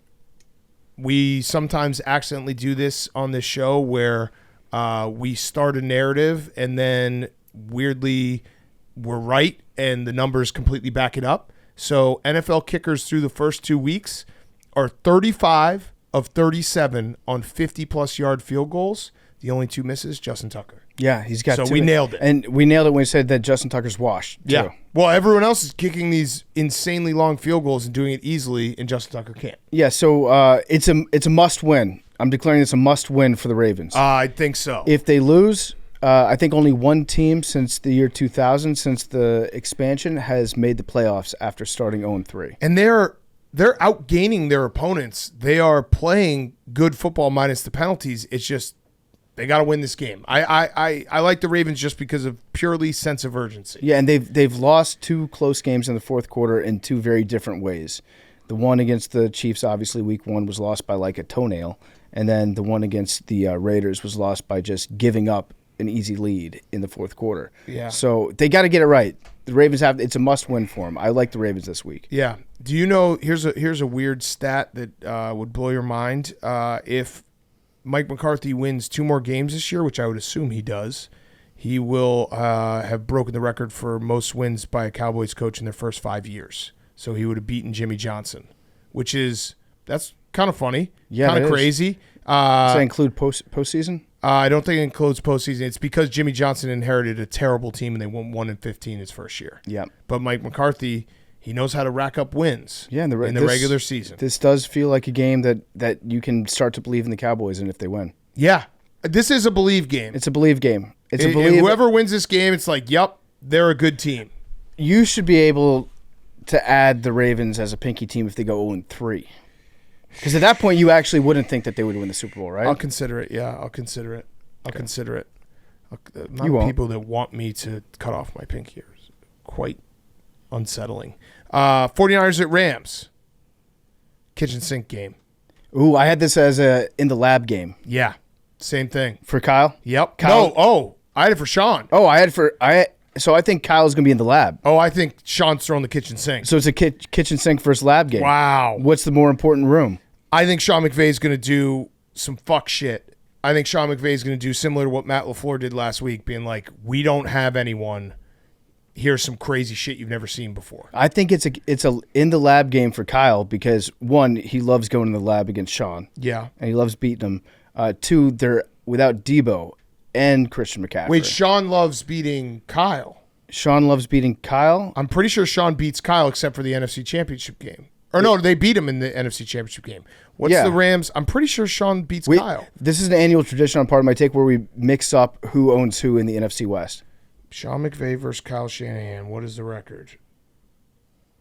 Have an upper hand. Okay, they have an upper hand. Yeah, all right. So it's 10-5. For who? For Shanahan. So Kyle owns Sean. Kyle owns Sean, But yeah. Sean owns Kyle in the playoffs.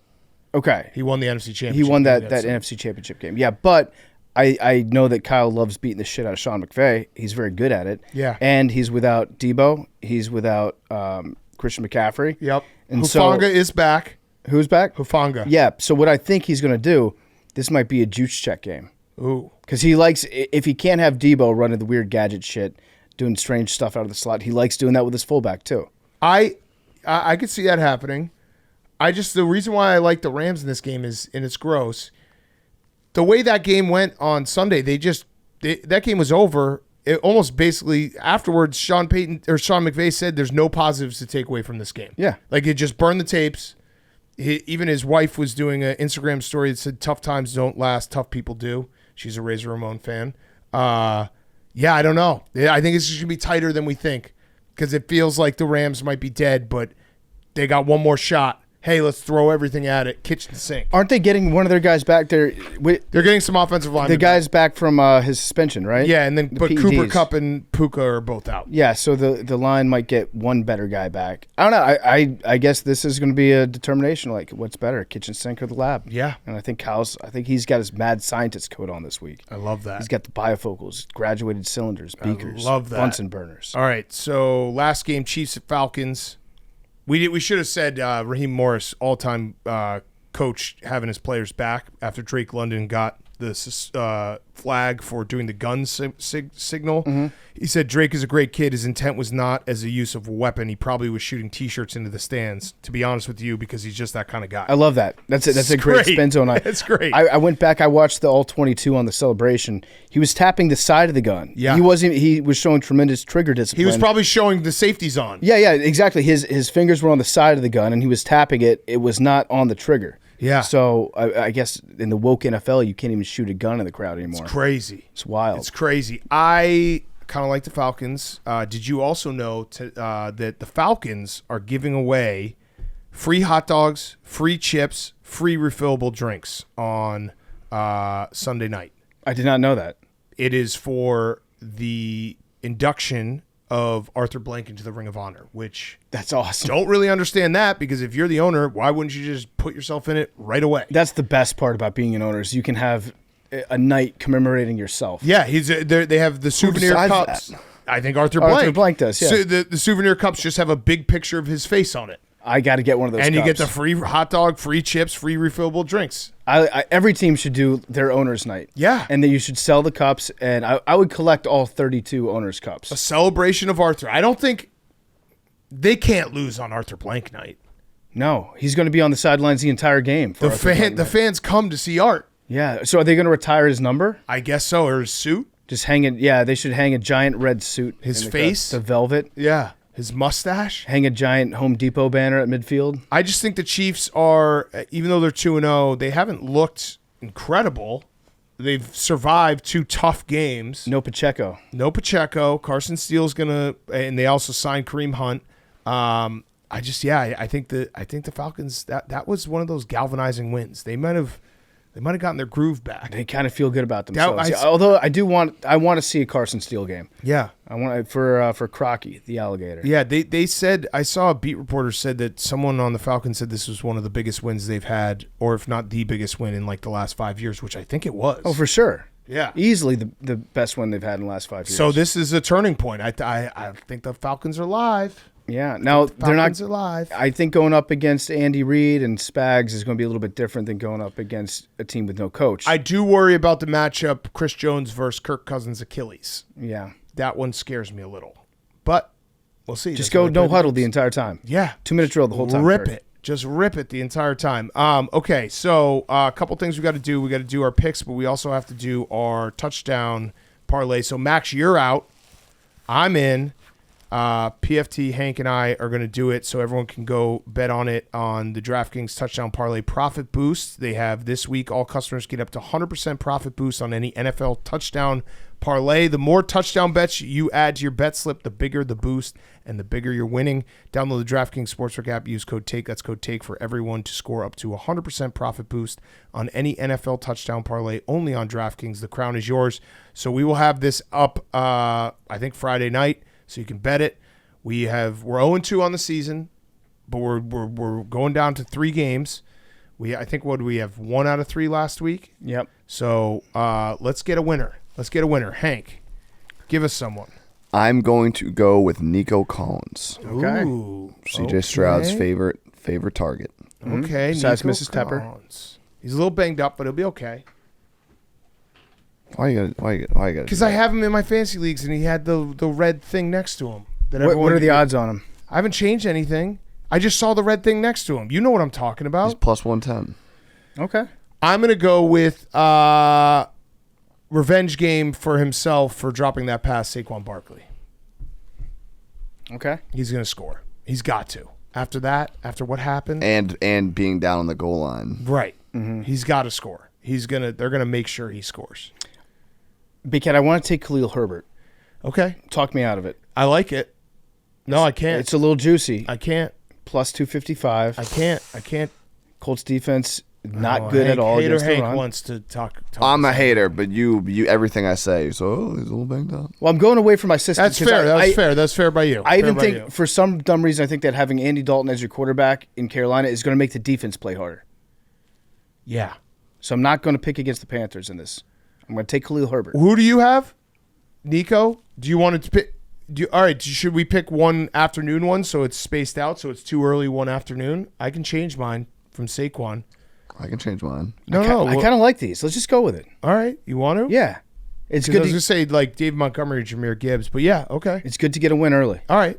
Let's get a win early. Let's do it, boys. So go find that in the DraftKings Sportsbook. Is Memes here? Memes. Memes. The Jets Patriots game. Everyone already heard us react to it, but you can predict it right now. I'm going to say 30-3 Oh. Who wins? Jets. Okay. Okay. All right. So let's do our picks. We have decided on a punishment, and well, I guess you weren't there when Max, PFT, and I talked, but I think you'll be fine with it. Last place in the picks league this year is going to have to go to a bachelor party and wedding. Same one. Just become new Same friends? couple, yeah, Same same couple? couple. What do you think about that, Hank? Sure. AWLs, and then I think you should have to blog it too. Who's Yeah, picking? vlog it. What do and you mean? vlog it. Vlog it. Everyone's gonna get whoever goes. Is just Vlogging. gonna have to bring a little. You might have to bring a cameraman. Yeah. Yeah, might have to. That's why. So I mean, me and memes are just fucked regardless. No, you don't have to No, come. we don't have to have you. You don't like it, Hank? No, that's good punishment. And then second place will have to go to a retirement party? Yeah. Yeah. Or divorce party. I kind of like divorce party. They can choose retirement or divorce. I'd like to go to a retirement party. I think that'd be fun. So we're Divorce not going to do a parties. funeral. Divorce parties get wild.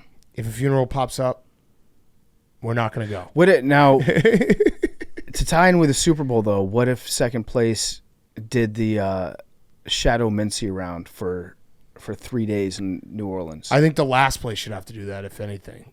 But we could maybe add that. Hank, you don't. I'm feeling like you don't love it.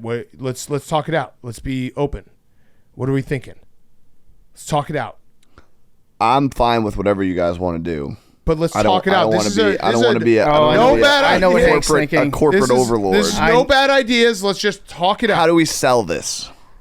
You sell the vlog and you sell the blogs. Why can't we sell the bachelor party to Coors Light or something like that? You were the one who was like, "Why does everything have to be a stream?" When I said that.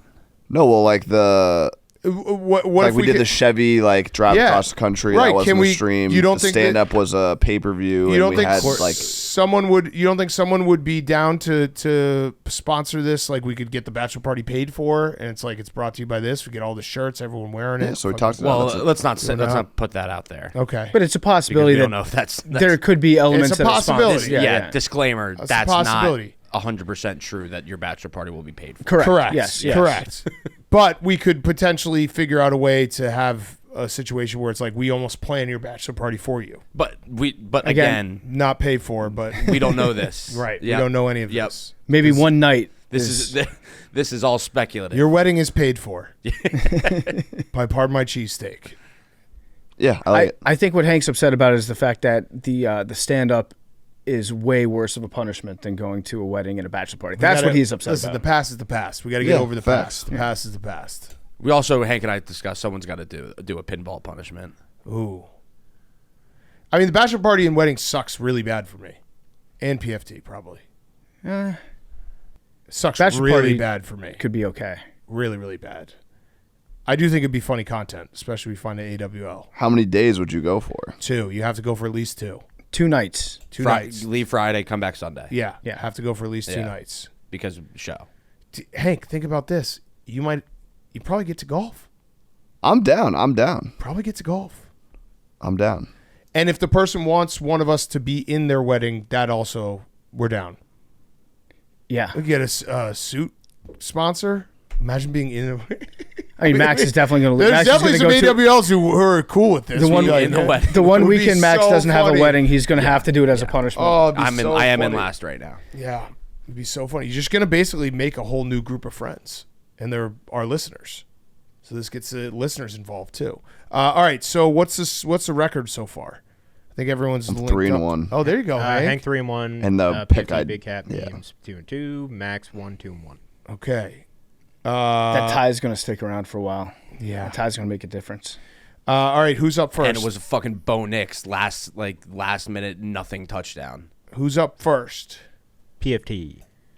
Okay. I'm going to go with the Dolphins Seahawks. I'm going to take the under Ooh. on that game. Ooh. Okay. I'm going to go with the Bears. Don't laugh, Hank. The Bears Colts over 43.5. Don't laugh. Okay, I won't.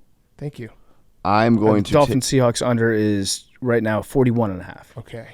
I'm going to take the Commanders Bengals under 47. Ooh. Yeah. Okay. I'm going to take Saints -2.5.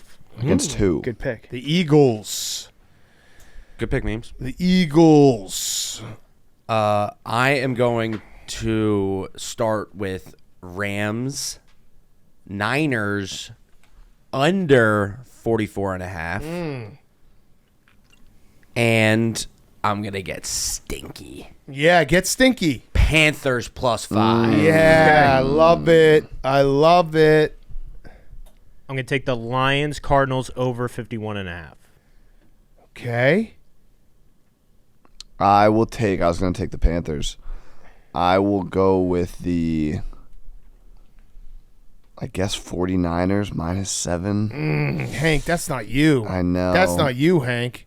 Don't do that. That's not Panthers you. are so stinky. Oh. Yeah, that's not you, Hank. Take the Broncos. Do you want That's to get real stinky, Hank? That's stinky. Yeah, let's get Broncos let's are get stinky. They're Get so stinky. Nah, my pick is made.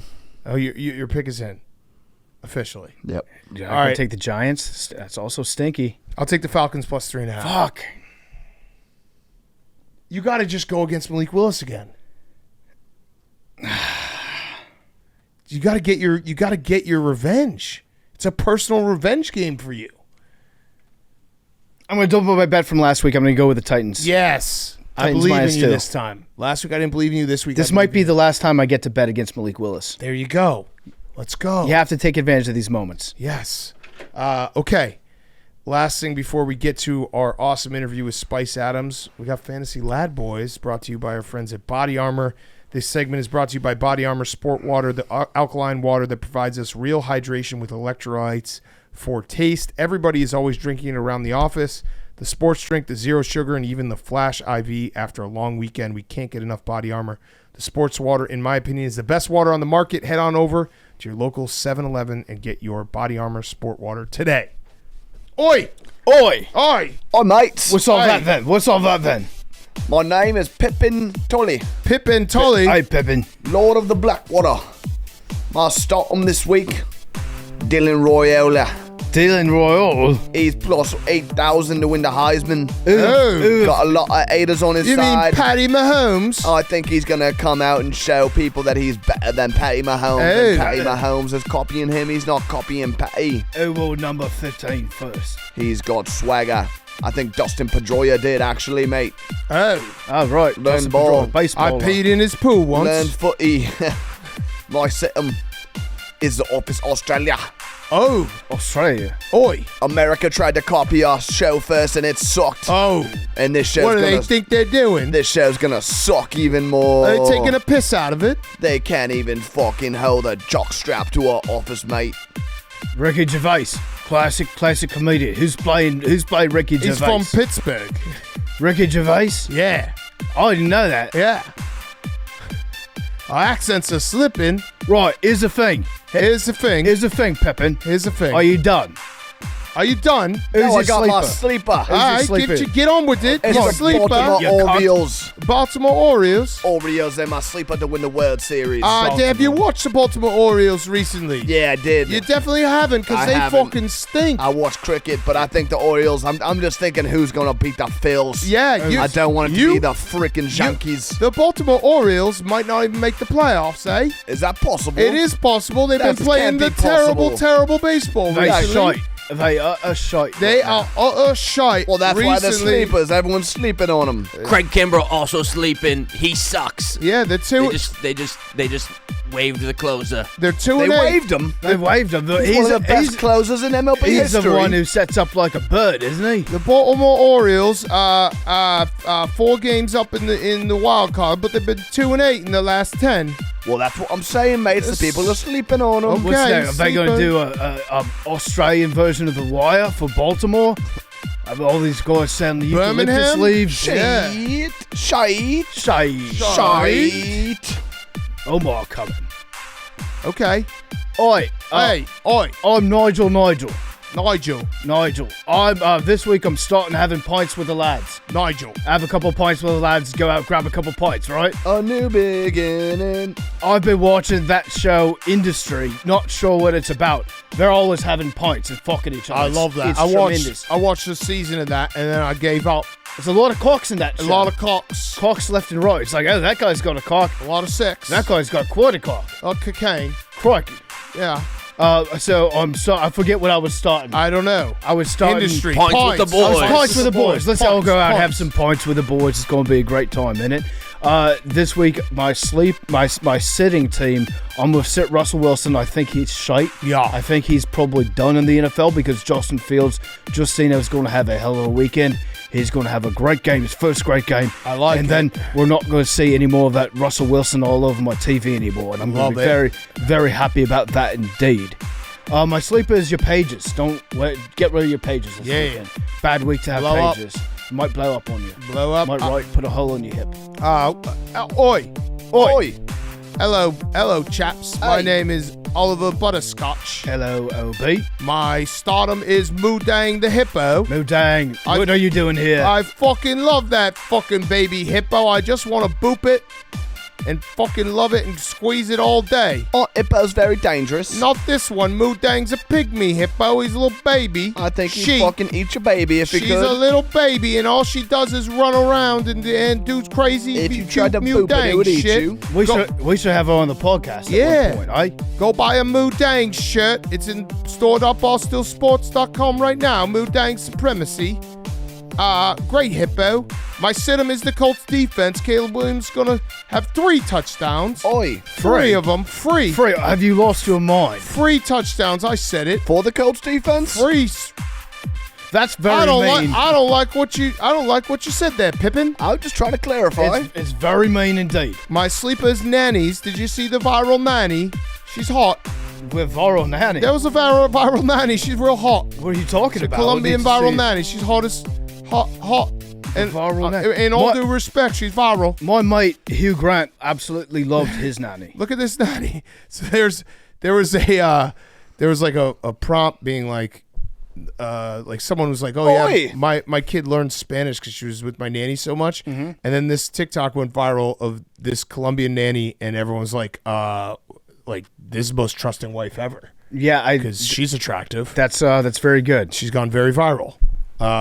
Yeah. Shout out that nanny. Okay. I would learn leche immediately. Let's go to our great interview, Spice Adams in studio. PFT, you got a quick ad before we do that? Yes, before we get to Spice Adams, he's brought to you by our great friends over at Coors Light. Rivalries are heating up in college football. Big rivalry weekend this weekend. UNC JMU. Huge rivalry game. These two teams don't like each other very much. If you're watching college football and you need to chill out for a little bit, have a Coors Light. Coors Light, the mountains are blue. Chill out all the rivalry, all the hot rivalry action you got going on. Sometimes you just take a little break, and no better way to take a break than with a Coors Light. When the rivalries heat up, choose chill and reach for an ice-cold Coors Light. If you're looking to keep it chill, only one beer to choose. It's Coors Light. You know when your mountain cold refreshment is ready for you. It's when the mountains are blue. I love Coors Light. I'm going to have a couple Coors Lights in Austin, Texas. It's going to be hot this weekend in Austin. It's going to be in the 90s. Best way to chill out is with a Coors Light. The Saturdays got hotter, but you can choose chill with Coors Light and DraftKings. Get Coors Light delivered straight to your door with Instacart by going to CoorsLight.com/take. 21 and up eligibility restrictions apply. Void where prohibited. See terms at DraftKings.com/Coors Light Pick'em. Celebrate responsibly. Coors Brewing Company, Golden, Colorado. And with Coors Light, they have teamed up with DraftKings for their free-to-play college football pick'em pools, where you pick winners for a chance to win big. Check it out. Check out the Coors Light college football pick'em pool, where you can team up with Coors Light and DraftKings for your chance to win big. And now here's Spice Adams. Okay, we now welcome on recurring guest. It's been too long. Yeah. It is Spice Adams. What's up, man? It's great to have you here, Anthony Spice Adams. Bear for life. Indeed. Talking some ball. I want to talk everything, but let's start with. I guess we got to talk about. We don't. Whatever you about to say, we don't. Have well, I was going to say we got to at least just briefly touch on panic meter for the Bears. The panic meter. People are freaking out. Yeah. All right. So let's do it this. Let's not do a Caleb conversation. Let me do a bigger conversation. Playing in the NFL. Your team starts the season. At what point is there a, oh shit, this might not be going the way we think it is? Because I can't be week 2. Week 2 is way too early, right? Yeah, it is. I mean, and you talking to a guy I went 2-14. Right. I've been on teams that went 2-14, 4-12, 7-9. So you talking to a guy that's basically been through it all. But week 2, Nah, man. And we got a win under our belt already. Yeah. I think they're good, man. Defense playing outstanding. Special teams is really good. We just got to get the offense on the same page at some point. So what's the week that you would say, like, you can feel like this is what the team is? We know what we are. We maybe have an identity. Because that's also the part is, like, I feel like the first 2 weeks, teams are trying to just figure out what their identity is. Yeah. What is the thing they want to lean on and do well? I think by the second quarter you should know. Like, this is the first quarter. This is Lovey. This is old Lovey right here. Yeah. Hey, bro, that was always the formula, bro. Yeah. Like, that's all we know. And, I think by the second quarter, man, you should know the type of team you got. You should know if you're a running team, if you're a play-action team, or if you're on defense and you're a defense that stopped the run, you're a defense that get a lot of takeaways. Like, you should know that by the second quarter. So that's weeks 5 through 8. 5 through 8, yeah. So, in other words, the season used to be broken down was a 16-game season. Yeah. The first 4 games, that was the first quarter of the season. Yep. And then halfway through the second quarter, you got to know who you are. Now, if you're on one of those teams where you have a great defense and a not-so-great offense. Yeah. It's frustrating, bro. It's frustrating to watch, too, because they always bring up the stat. It's always 21 points, I think. It's like, dude, if we just averaged 21 points, here's how many wins we would have had. Imagine a team going on a 15-play drive, and you stop them, and you get a takeaway, and you going off to the sideline, and everybody's shaking their hands like, hey, man, good job, da-da-da, and quarterback or somebody, whoever, go out there, throw an interception or fumble the ball. Now the defense right back out. Like, dude, we were just out there for 15 plays, man, and we stopped the high-powered offense. Now we got to, like, get 25 seconds of rest, and now we back out there. Like, that junk is frustrating, man. The craziest thing that I think that maybe, we've been lucky enough to be around a lot of NFL players, and you learn it over time. But, like, fans are sitting on the couch, they don't fully realize, like, all we can base off is, like, youth sports. And, like, oh, yeah, your best friends, you play with them, right? In an NFL locker room, I feel like it is a very clear divide, offense and defense. And you don't really, because you're not in meetings with them. Yeah. You're not really, you might have a friend or two on the other side. But, like, for the most part, you're sticking with your unit and your guys. Yeah. And that's where some of the friction can happen if one side isn't pulling. Is that a fair assessment? I don't know, man, because I'm coming from a locker room where we were all together. Yeah. Like, I understand what you're saying. Like, when we break up, the defensive line going to defensive line room, linebackers going in their room, tight ends going in their room. But when we all get together in that locker room, dude, we were playing dodgeball. We were playing basketball. Like, we made up all kind of games in the locker room. So it never really felt like, we were all, like, individualized. You know what I mean? Like, we were playing with the O-linemen and stuff like that, and we battle all the time. So the fact that we were friends and we would go out to dinner and things like that, like, I think the Bears were just different. Like, our whole, like, atmosphere in that locker room was crazy, man. It was a great thing to be a part of, bro. I can't even front. But you're also different because you're friends with everyone. Yeah, man. You're one of those guys that I feel like I'm an only child. Really? So, you know what I'm saying? Like, I'm kicking with everybody, man. I always been like that. Dude. Yeah. Like, That the Niners team, you also had Larry Allen on the offensive side, right? Oh my God! So you didn't want to say anything bad because Larry Allen just whooped your ass. That's the legalized killer right there. He's a psycho, right? God rest his soul, man. Dude, like, I've never got into my stance and was just like, whatever I'm thinking is just not gonna work. Like, just being deflated as soon as you get in your stance. I've never done that as many times as it was lining up against him in practice. And every time, somebody wanted to go up against him, they'd be like, man, take this rep for me, man, my leg. Let me go stretch my leg real quick, man. And I'll never forget this. This is why my back feel like how it do right now. It would slip out of place. My back would slip out of place every time I went up against Larry Allen. And we would do the Oklahoma drill. Frank Gore would be the running back, and then it'll be Larry, and then I'm on the other side of Larry. But we're in a 3-4. So I'm in a true 0. So I'm not, like, on an edge or anything. Like, I'm head up, and I got to back up off the ball because I have to mirror wherever they go. So I'm in a true 3-4. So if he steps to his left, I got to step to my right. If he steps to his right, I got to step to my left. So I'm just head up with Larry every practice, and every time I'm just like, low man wins. This is what I'm telling myself in my head. And I'm just like, it doesn't matter with Larry, dude, because he is like a tank, bro. If he wants to pancake you, he's going to pancake you. If he wants to take you somewhere, he's just going to take you somewhere. So I would get in my stance and I would just like here, and then Frank could choose this gap or he could choose this gap, either one of these A gaps, and I'm not gonna reach out to try to tackle him. I'm just here. Yeah. So Frank would it was just a basically jog drill for Frank, because I'm not. If you reach your hand out, that's just saying dump me. Yeah. That's saying Larry Allen dump me and put all 400 pounds of yourself on, like.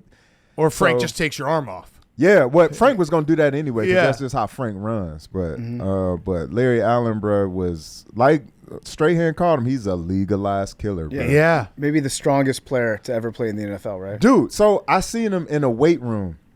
He has 5 plates on with chains hanging off of it, like big thick chains, like you can hear ching ching ching ching ching. That's how you know Larry was in it. He's in there by himself. He got it on the bench, and he likes to walk on the incline. So he's walking on the incline. And so I come in there, and he starts to get on the bench. I say, you need a spot? So the 5 plates that he has on there and the chains, he's just repping it, like, as he's looking at me. So I'm like, all right, man, good talk, man. See you tomorrow. So I just leave, bro. Like, that dude was just unbelievably strong. Yeah. Man. Do you think so? Talking about the Oklahoma drill, I don't think they even do it anymore. Especially, like training camps are different, preseason different. Can you see it when you're watching the game? Like, oh yeah, this doesn't, especially early in the season, like this doesn't look like what it should look like because these guys just haven't been playing together. I don't know, man. It still looked like football to me, but we were the guinea pigs, man. We full pads. 2 a day, every day. We were in full pads so much. When you erase it off the grease board, you could still see it. You could still see the words "full pads" on it. Bro. Like it's crazy the amount of practicing we did in pads, bro. And like now they got all the rules and the hours that you can and can't do it and all of that. So it's like now you want to get smart. Now you want to protect our brains. Yeah. We had to go through the ringer for years, man. Yeah. 2 days, 3 days sometimes for some coaches. Bro. It was And like then the more you meeting all suffer, day. the better you'll be. I don't always subscribe to that, like the old school NFL coach mentality. And I mean, I'm just drawn back to my high school experience, but it seems like the coaches that you had that would be like the strictest, the ones that wanted to just beat the shit out of you, those ended up not always being the best head coaches. I don't know. Sometimes it's hit or miss. We had a legendary coach by the name of Coach James Reynolds at my high school, Martin Luther King in Detroit, Michigan, man. We ran 45 and 46 counter where I was pulling every doggone play. And we just like, bruh, how many times are we going to run this play? And I would be pulling like every play, bruh. And but the amount of running that we did at my high school, it got me prepared to go to Penn State. Like, because I was like, dang, practice is over with?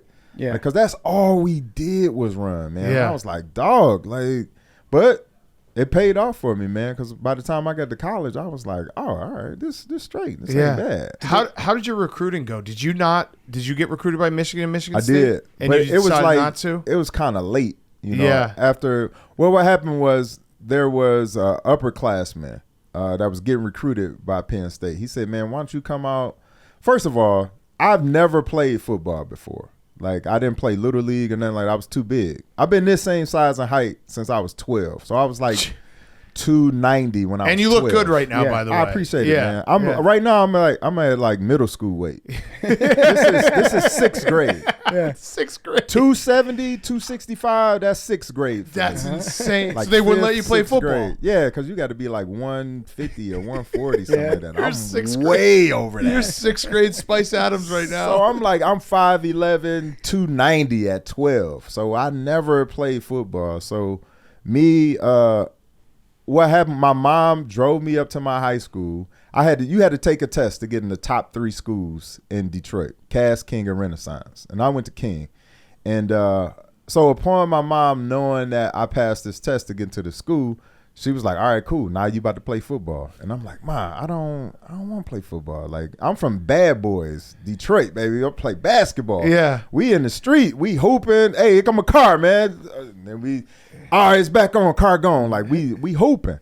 So my mom take me up there and I play. Long story short, I love it. Let's go again. Da, da, da, da. How quickly was it like, oh, shit, he can play? I don't know. Because they told me to line up at guard, and I was like, I promise, right-handed guy. I said, point guard or shooting guard? They was like, man, get this big dude out of here, man. Like, seriously, dog. Like, so I had no idea what I was doing, but I was very coachable. So I didn't know. Apparently, I was doing good because they wanted to move me up to varsity.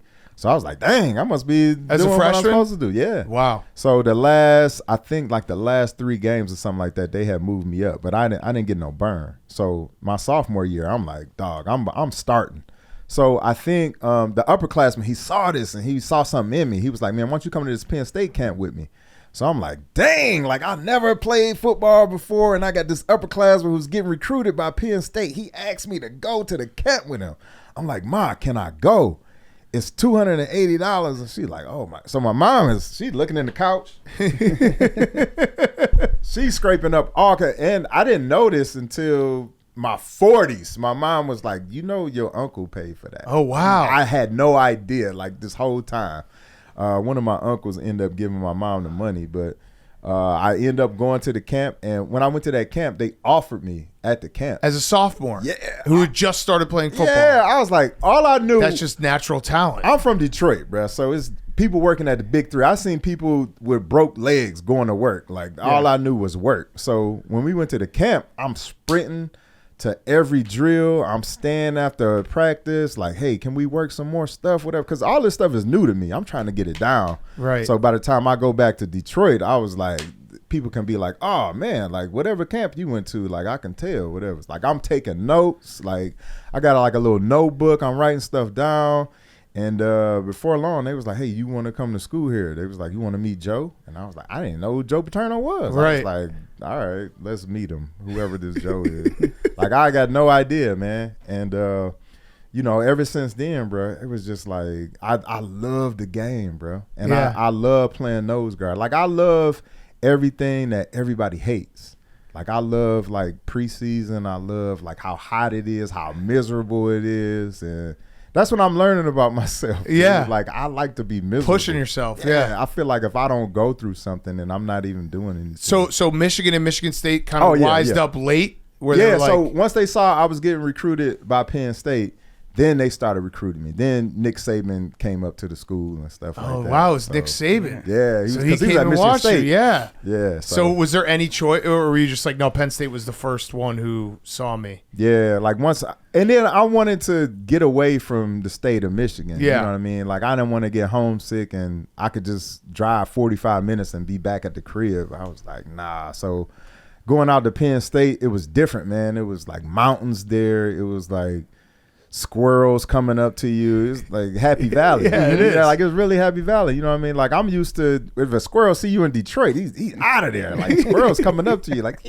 I'm like, what is this? I feel like I'm Snow White or something like that, bro. It was crazy. But it took me like 2 years to even speak to people. Because in Detroit, you can't just walk up on somebody and be like, what's up? Right. Like, hey, what's up? Like, what do you mean, what's up? Like, that's a fight. So when people were talking to me at Penn State, I was just like, who is this dude? Like, it took me about 2 years to just say hi back to another person saying hello to me. Yeah. The personality that you were describing is a big asset to have. Like, no matter what you're doing, if you're on a football team or just like your buddy, if somebody is happiest when everyone's miserable, that's a good person to have because it makes doing the hard stuff so much easier if there's somebody around that's enjoying it and helping you enjoy it more. Bruh, right? Because that's why, you know, if you take any 3 technique on any team and tell him you're going to move him to nose guard, they're going to be like, oh, no. Like, it's going to be the worst thing in the world that they could ever hear. But that's where I relish. Like, let's go. Like, the double teams, like, it's the most thankless position in all of football, playing a true nose guard.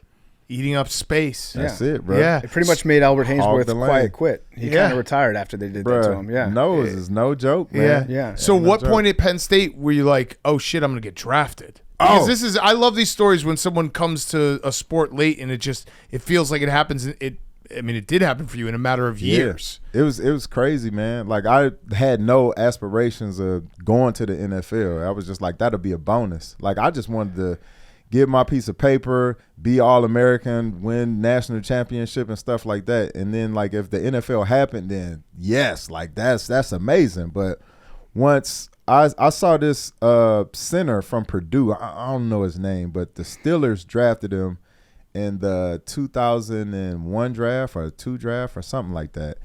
And I had a monster game against him. Like, I mean, I was doing stuff that, you know, you dream about. Like, I'm going to do this move and throw this guy out the way. Like, I was doing those moves on him because it was a real emotional game for us because the game before we played Ohio State. And one of my teammates was like, they said he'll never walk again, Adam Talaferro. So the next game after that was Purdue.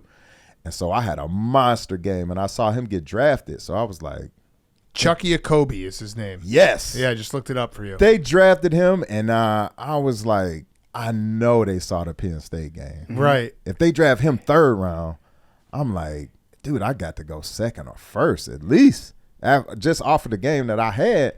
And so I was like, man. And then my coach pulled me over to the side because I was like just sad or whatever, just how much work it take to be good and balance classes and stuff like that. So I was like feeling sorry for myself not going to class and being late to class and all this stuff. So Coach Larry Johnson pulled me over to the side and said, man, you messing with greatness. Like, you could really be good, man. Like, you got to start getting your stuff together. So I was like, he was like, I had some teams calling me and stuff. I was like, what? There was some teams from like the National Football League that called you about me?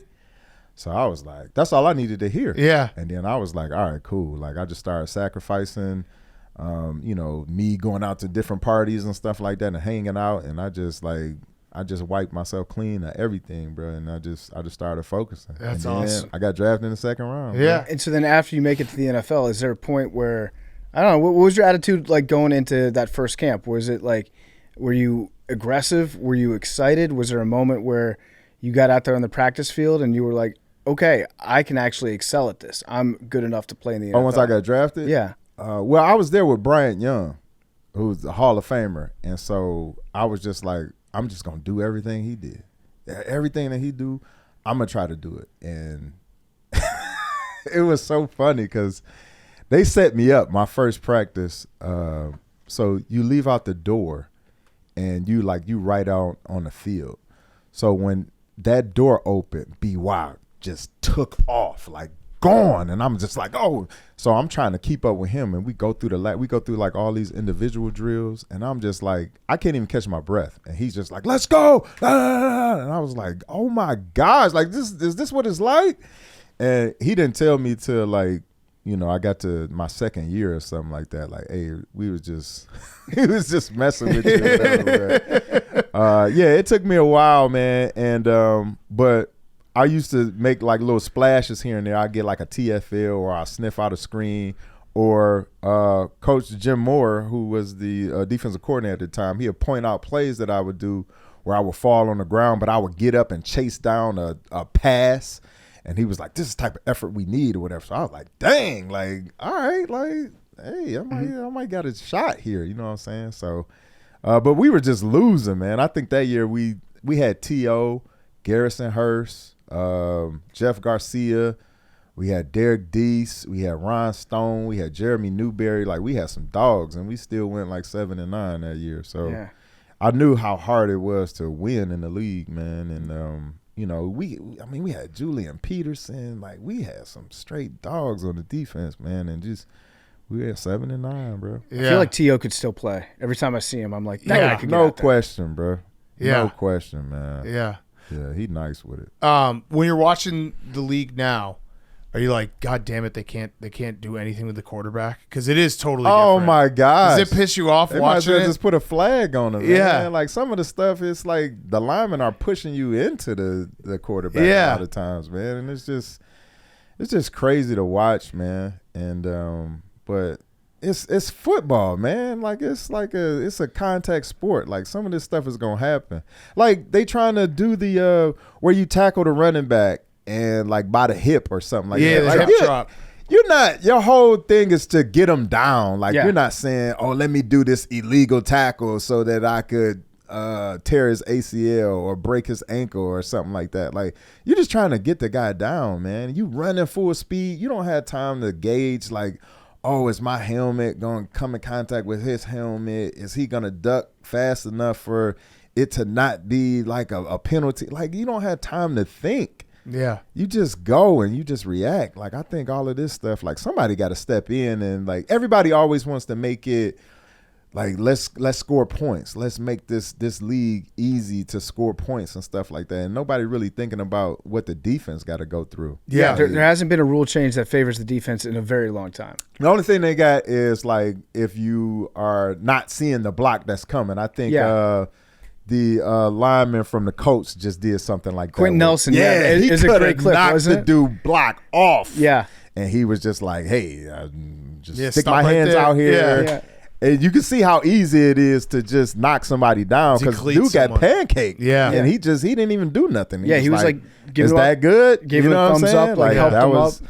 that was dope. But if that was Olin Kreutz or something, Yeah, it would have been it'd have different. been a wrap for you. Yeah, no, you're right about like the hip drop tackle. It's to me, it seems like the NFL they like to make it seem like they're making steps for player safety. Yeah. But I've seen like 3 hip drop tackles, and they're not calling them. So they like made the rule to discourage from people from doing it, but they're not actually enforcing the rule. Because they see how ridiculous it is. Yeah. Like you see these guys, they're not trying to like end people's careers. They're just trying to get you down, man, and get to the next play, get off the field. Like, so I don't agree with that hip tackle stuff, man. But like you say, man, they trying to like it's a contact sport, and I get it. Like you're trying to protect people and trying to protect the guys getting injured and stuff like that. But it's a physical sport, man. It's gonna happen.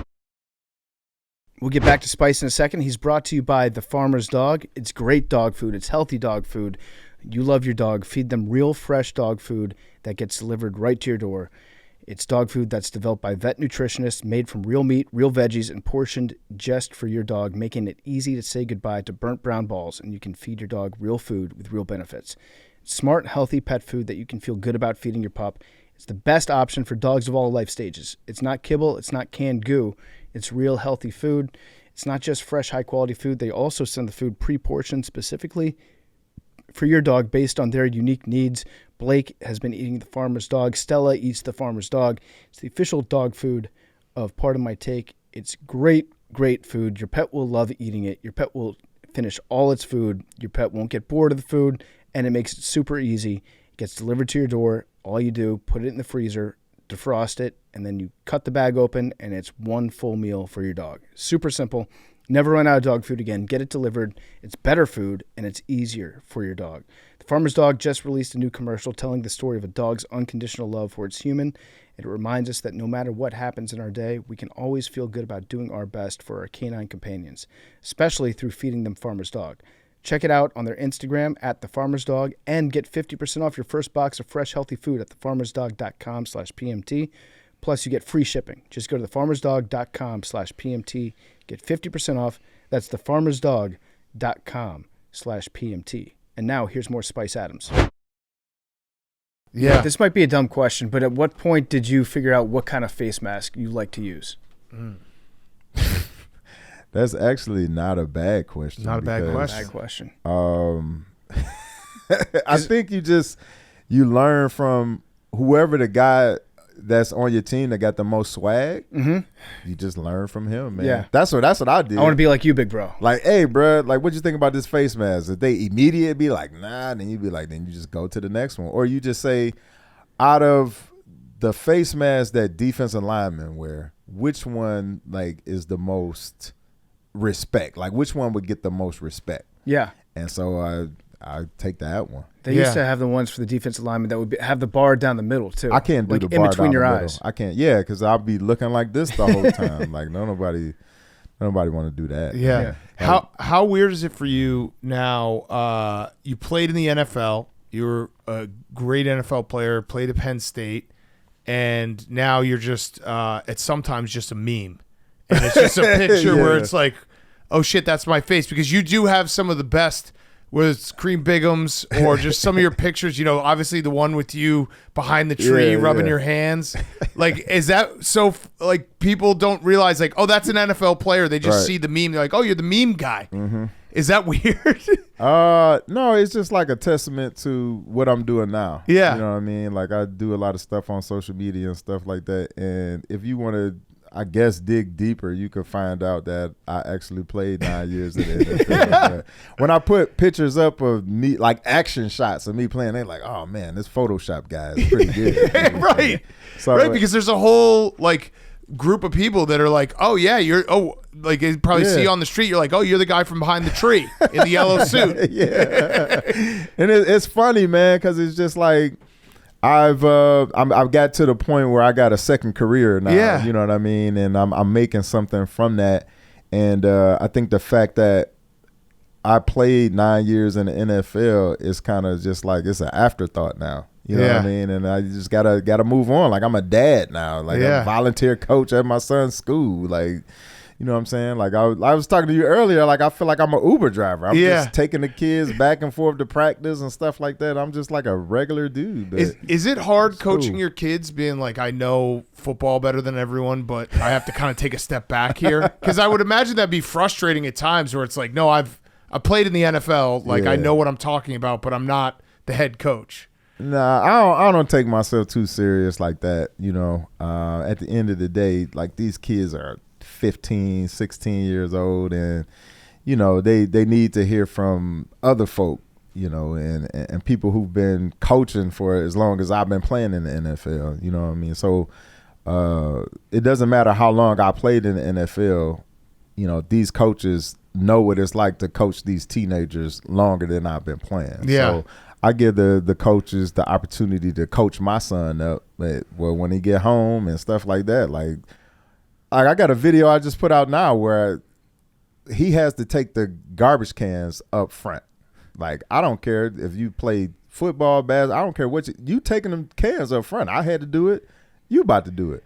So I set these cans up as a center. I had a guard and I had a tackle. 3 waste management cans. And I'm like, this is how you squeeze blocks. Like, you stop running upfield. You can't rush the passer every time. You got to stop the run.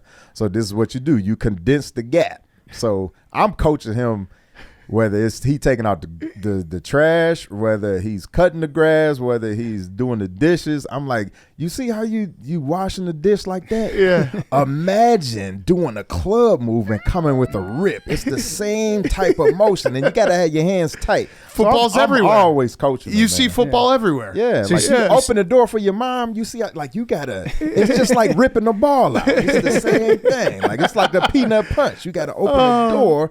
So I'm always coaching them no matter what. How hyped? I mean, Peanut Punch is legendary, but, like, that's my dog. Would you, as a defensive unit, in the back of your head, where you're like, we'll get at least one every game because of Peanut? Yes. If you watch the film, I know, it's crazy. Whenever I see 33, I'm sprinting because I'm like, you ain't never got to worry about me sprinting to the ball if Peanut is around. I'm like, and it paid off for me in the Eagles game. And I think Vic might have been a quarterback, but he hit somebody on a slant, and sure enough, Peanut punched it out, and I got an opportunity to get it, man. I ain't go nowhere because Alex Brown didn't block per usual. But it had to have felt like almost a superpower, being like, we got a guy back there that he'll get the ball at least on the ground, once a game. Peanut was by far one of the hardest workers I've seen. Like, this dude, the game where Adrian Peterson went crazy on us, but then he went crazier against the Chargers, you could see Peanut chasing every time. And Peanut would be on the other side of the field. Yeah. And he'd be running like he's going to get him. And he would, like, be the last line to, like, try to, like, swipe at his legs. So I respected him so much for that. And it's just, like, contagious. When you see somebody working that hard, you're like, man, I got to meet his level of intensity, or at least look like I'm giving everything that I got too, because that's hard. That's a hard job. Like, you come off of trying to, like, get somebody on a go route. Like these dudes are sprinting downfield every play, running all kind of routes, and then you chase Adrian Peterson on top of that, and then you gotta go block for Devin on punt. Like, dog, like Peanut had got so much respect for me, man. He's just like an all-time great teammate. He goes to my son's games. Oh, wow. Yeah, like, and we win. He seems like the best dude ever. Dog, Peanut is one of the best, dude. He's Yeah. one of the best teammates I ever had, bro. Did you? So you picked up that one fumble that he forced. Did you ever return a fumble? Did you ever get like the legs moving? Alex Brown, man. Alex Brown don't ever want to block. Yeah, Because if he see a ball on the field, it's his. You know what I'm saying? So while he's still trying to get I already got it. Alex, go block. Like every one you see me get, Alex didn't get a block. So we love watching when big men pick up a ball when they get to run a little bit, and it looks kind of goofy sometimes if it's one of the bigger guys, and then you realize how fast those big guys are running. It's crazy. And they're running faster than anybody that you're watching the game with. Yeah. Like the speed. Like, what was your 40 time? Was it like around 5 seconds? My best 40 was a 4.97. See, that's crazy. Yeah. It's absurd to think that a big man can run that fast. I know. It's like watching. Have you ever seen a rhinoceros run?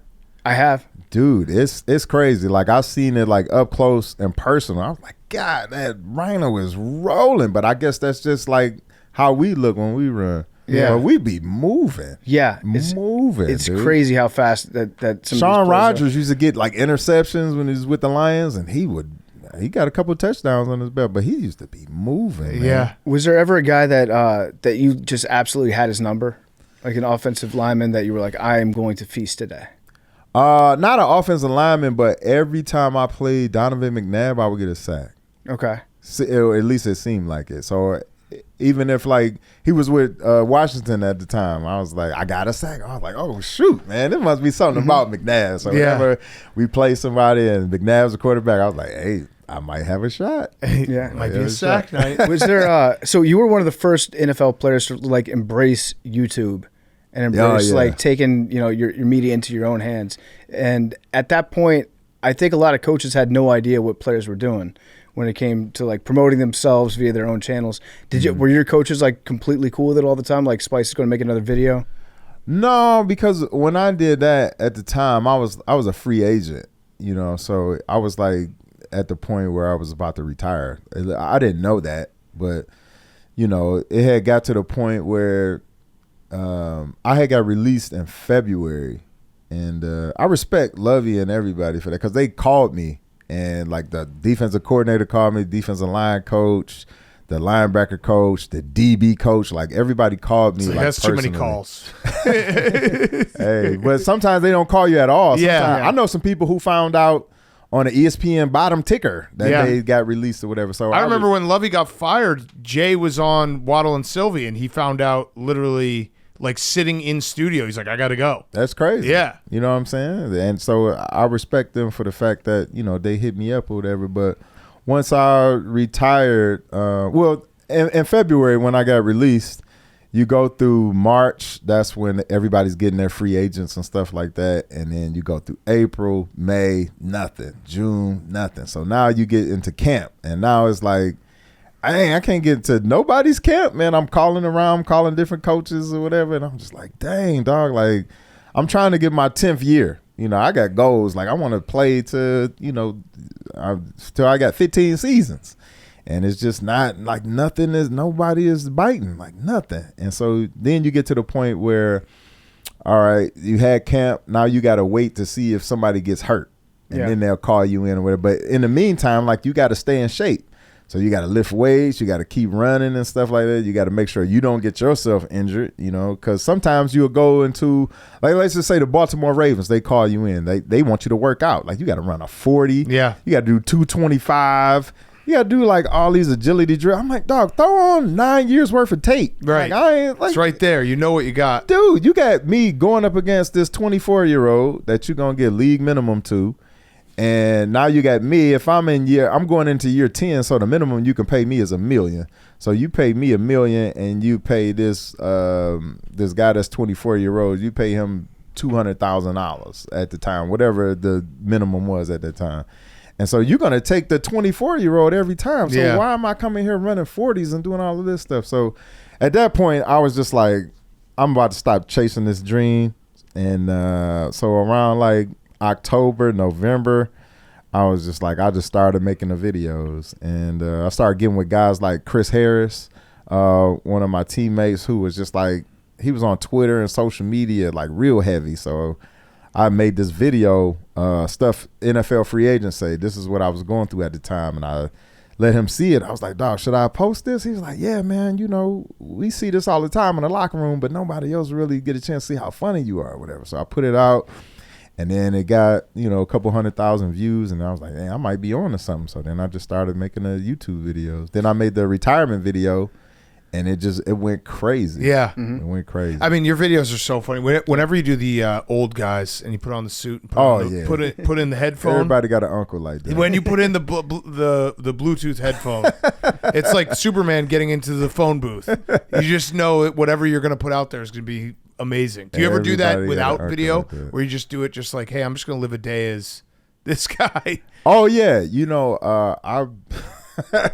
I remember one time I took my wife to Target, and I had like this hair dye like on my face and everything, and you know, I was pushing the shopping cart and stuff like that, and I was going down the aisle that has all the weight equipment. So I'm in there doing curls. I'm like, hey, how you doing, little mama? So yeah, I get it. Like we at the grocery store, I got on a full blue powder Dumb and Dumber suit with the cane, I love it.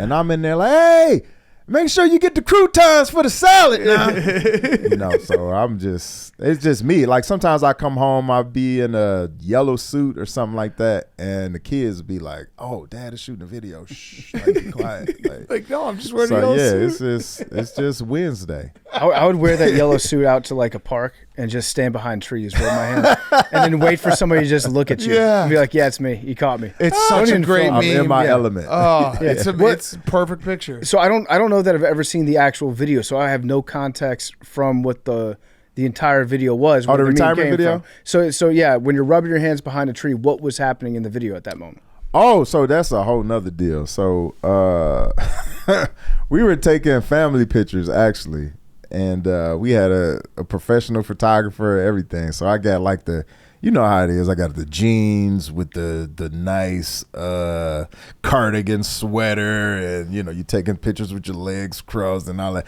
But we in this park or whatever, and so I get an idea. I'm like, let me go to the minivan real quick. I was like, I got like a yellow suit in there. Let me go in there. So I go to where we parked at. I go get in the minivan. You can see the minivan like moving like this because I'm changing the clothes in there. And so I come out with the yellow suit on, and my wife is like, oh my gosh, like, what are you doing now? Like, we are paying money for these pictures. So I'm like, just take the pictures, whatever. Like, it'll be cool. And I was like, I think it'll be cool if I come around a tree like this, like I'm looking at you. And, you know, she just take the picture with it. So she just starts snapping away or whatever. And then I just posted online, you know, just being funny or whatever. And it went crazy. It's the perfect picture. It went crazy. I've been all in Australia doing commercials for that. Like, it's crazy. That's a company called Superloop. I'm out in Australia in my yellow suit, like behind. That's what I'm saying. Like the fact you played in the NFL for 9 years and then the yellow suit behind a tree picture is like, oh yeah, that's him. Yeah, it's crazy. You're also the guy that stinks at shooting basketballs, right? Yeah. That one is it's an art form, making just a clip with no sound. That's like a second and a half long that will make you laugh every time you see it. That's where we linked up at. I was in Minnesota at the time. Yeah, and that literally is like anytime anyone has a bad shooting night, that is auto. Cat. Here comes Spice Adams. I was 412 big pounds. Boy, Dude. yeah. Like that was said a you look wild good. time, man. Yeah. That was a wild time, man. But it's hard to be that bad. You know what I'm saying? Like I gotta like really work at it to like be that bad, dude. Like it's just unnatural. Like, cause you know that's all I did was play basketball coming up, man. And I was a big dude, but I could still do everything the little dudes was doing, man. But it's bad. Like it's hard to be that bad. And to not just be that bad, but to be bad in such a funny way. Like you're missing shots that are the most comedic missed shots of all time. Right. Yes. It's just like they would normally go in. Like that's the vibe I'm giving, where I'm like clapping my hands and I'm like, missed. Man, like there's something going on with my goggles. Like, but it's fun, dude. I did the All-Star game, the NBA All-Star game, Celebrity All-Star game as Cream Bigums, and it was fun, man. It's fun. Like doing the social media is taking me like all across the world, man. Yeah, the funniest part about Cream Bigums is you are trying to intentionally be bad, but the way you move, anyone who played, professional sports, they move different than normal human beings. Yes. Like they just are smoother. So you're moving like a guy. It's like that guy played somewhere, but then you missed the shot. You're like, wait, maybe he didn't, because you could see it. You could just see how athletes move. They just move in a silky smooth way. Dude, the whole thing came about, like, I wasn't even going to post it. Like, I was doing these crazy moves in my garage, and I think it was like July at the time, June, and it was just like hot, and I didn't have a tripod or nothing. I just put my phone on top of the ladder, and I was like, I'm going to just do all of these moves, and it just stayed in my phone. And then one day, we were in somewhere. My son was in the Junior Olympics or something like that, and we were off at Ball State. And I was falling asleep, and the Warriors were playing Cleveland at the time. And I was like, as I was falling asleep, I was like, I'm gonna just post this video, dude. Like this is so stupid. Like I'm gonna post it and I'm gonna slap NBA Finals on it. So I posted it. I fall asleep. And then I wake up to my phone going crazy. Like it was notifications from like all my friends and everything. Everybody was like, yo, Kevin Hart just posted your video. So I'm like, man, chill out, bro. Like this man is a full-blown comedian, like a rock star actor. Like he didn't post my video. Maybe he commented on my page, but he didn't post it on his page. Yeah. So I go to his page and it's on there. And I'm like, oh, shoot. And it's got like, he just posted like 30 minutes ago. They got like 500,000 views on it. I'm like, God, dog. So then when he posted, Snoop Dogg posted. Then Jamie Foxx posted. Then Ludacris posted. I'm like, God, dog, this is crazy. That's amazing. So I had to create an account for Cream Bigums. He got like 300,000 followers. And he was on NBA Live 19. Yeah. Like he was rated 89, like one higher than Magic Johnson. Like he's dunking on people. Dude, I flew out to Canada, to Vancouver. They put they put me in that big old green onesie. suit with the bubbles and stuff on it. So I'm out there doing moves and all this stuff, and they put it in the game, bro. That's It's amazing. crazy. That's amazing. All right, I got a couple last questions. We started with it, but we're not freaking out about Caleb Williams. No. It's fine. I think even some of the passes that he missed, like you can see, like they're almost there. You know what I mean? Like whereas sometimes you see people throwing skippers or they throwing passes that have no shot. It's like his are like they're in the area, and a lot of them come from him leaving the pocket. Right. Which he's kind of wicked when he leaves out the pocket. Yeah. Like so, that's. And his eyes, the big thing is he got sacked 7 times. He got hit like another, 5, 6, 7 times. That's crazy. His eyes stayed downfield. Like it wasn't, hopefully it stays that way, but like he's got the confidence still, and he got the fuck beat out of him. Bruh, the offensive line need to look at this film, bro, and correct it, and go back to the drawing board. Is that bro. coaching, or is it something that can be fixed? Because it did feel like, yes, maybe they aren't the most talented group, but it also is like it feels like they're not blocking as a team too. Maybe they need to fix it scheme wise. Yeah, because I think that's who we have right now. Like the backups probably can't do any better than that. You know what I mean? So you got to find ways where you can protect those guys. You know what I mean? Whether that's 3-step drops or that's quick passing or something like that. Yeah, like where it's like sprint outs or bootlegs or something. Like get him on the move, run more screens or something, like run more draws. Like put Herbert and Swift out there at the same time. Like create some type of mismatches. Like just get creative, man, so that you could hide where you're weak at. Yeah. How bad did that suck as a defensive lineman when you got caught on a screen? You're like thinking, oh my God, I got a free run at the quarterback. I'm going to get a sack. Oh shit, now I have to run all the way back downfield. Not many times, because when you're in a position like me and you can't afford to make mistakes like that because they'll just replace you. So, and then I know for a fact if you're not blocking me, like I'm automatically looking like so. You're like, shit, something's that was up. never like one of my weaknesses. If I was like a 3 technique, like you could get me on a trap or something like that, but a screen.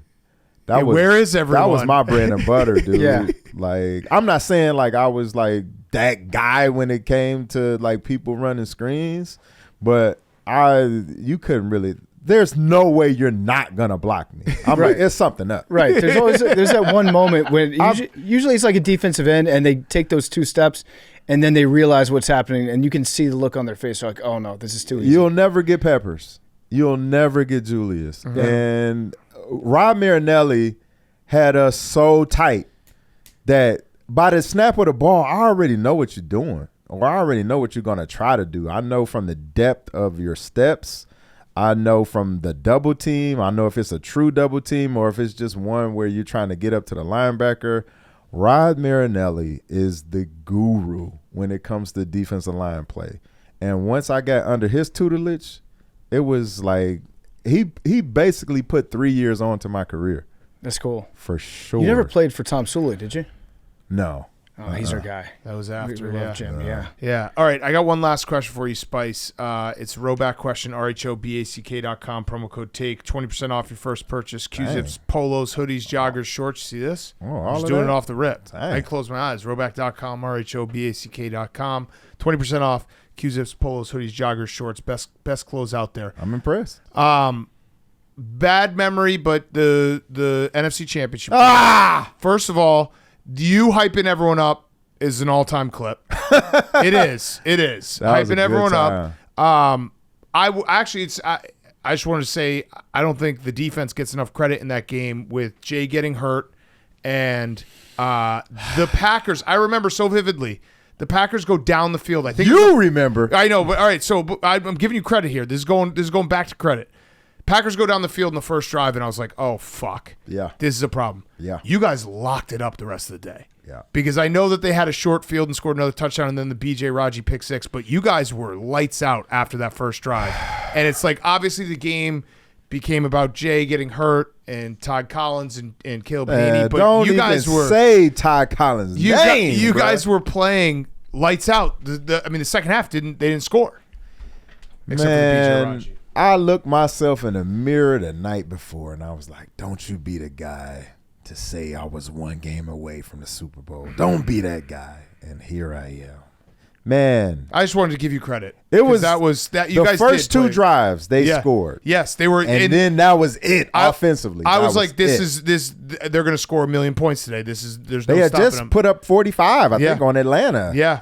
And that's how we got home field advantage. Yeah. But oh man, it was one play where Leck had got a pick where I felt like, dude, I gave everything I had, dog. If I would have just got one hand on Aaron Rodgers to like block him, he probably wouldn't have tackled Leck.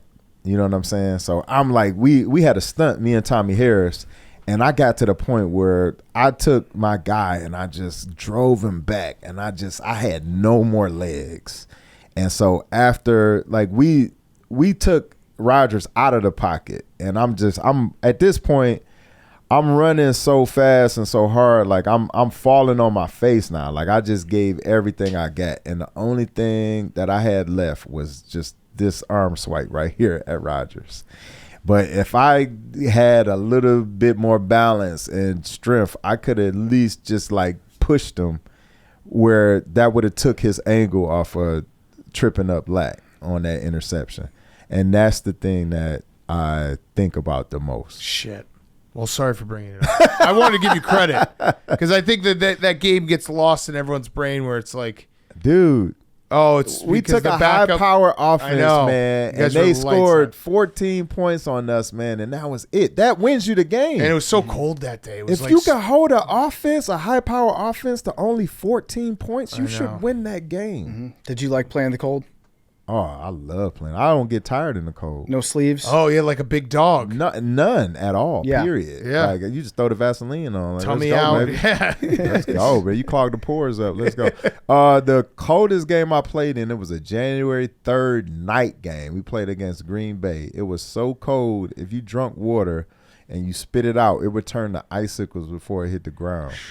That was by far one of the coldest. I've never went like the bench was heated, so you'll go and sit on the bench like when they had like a TV timeout, then you'll come back out. And then they had like the Gatorade bottles was filled with like chicken noodle soup. I love that. Yeah, the bone broth, the steamy yeah, bone broth. dog. Yeah, you think that big old Gatorade thing is all full of Gatorade is chicken noodle soup. Did they have the oxygen on the sidelines for you?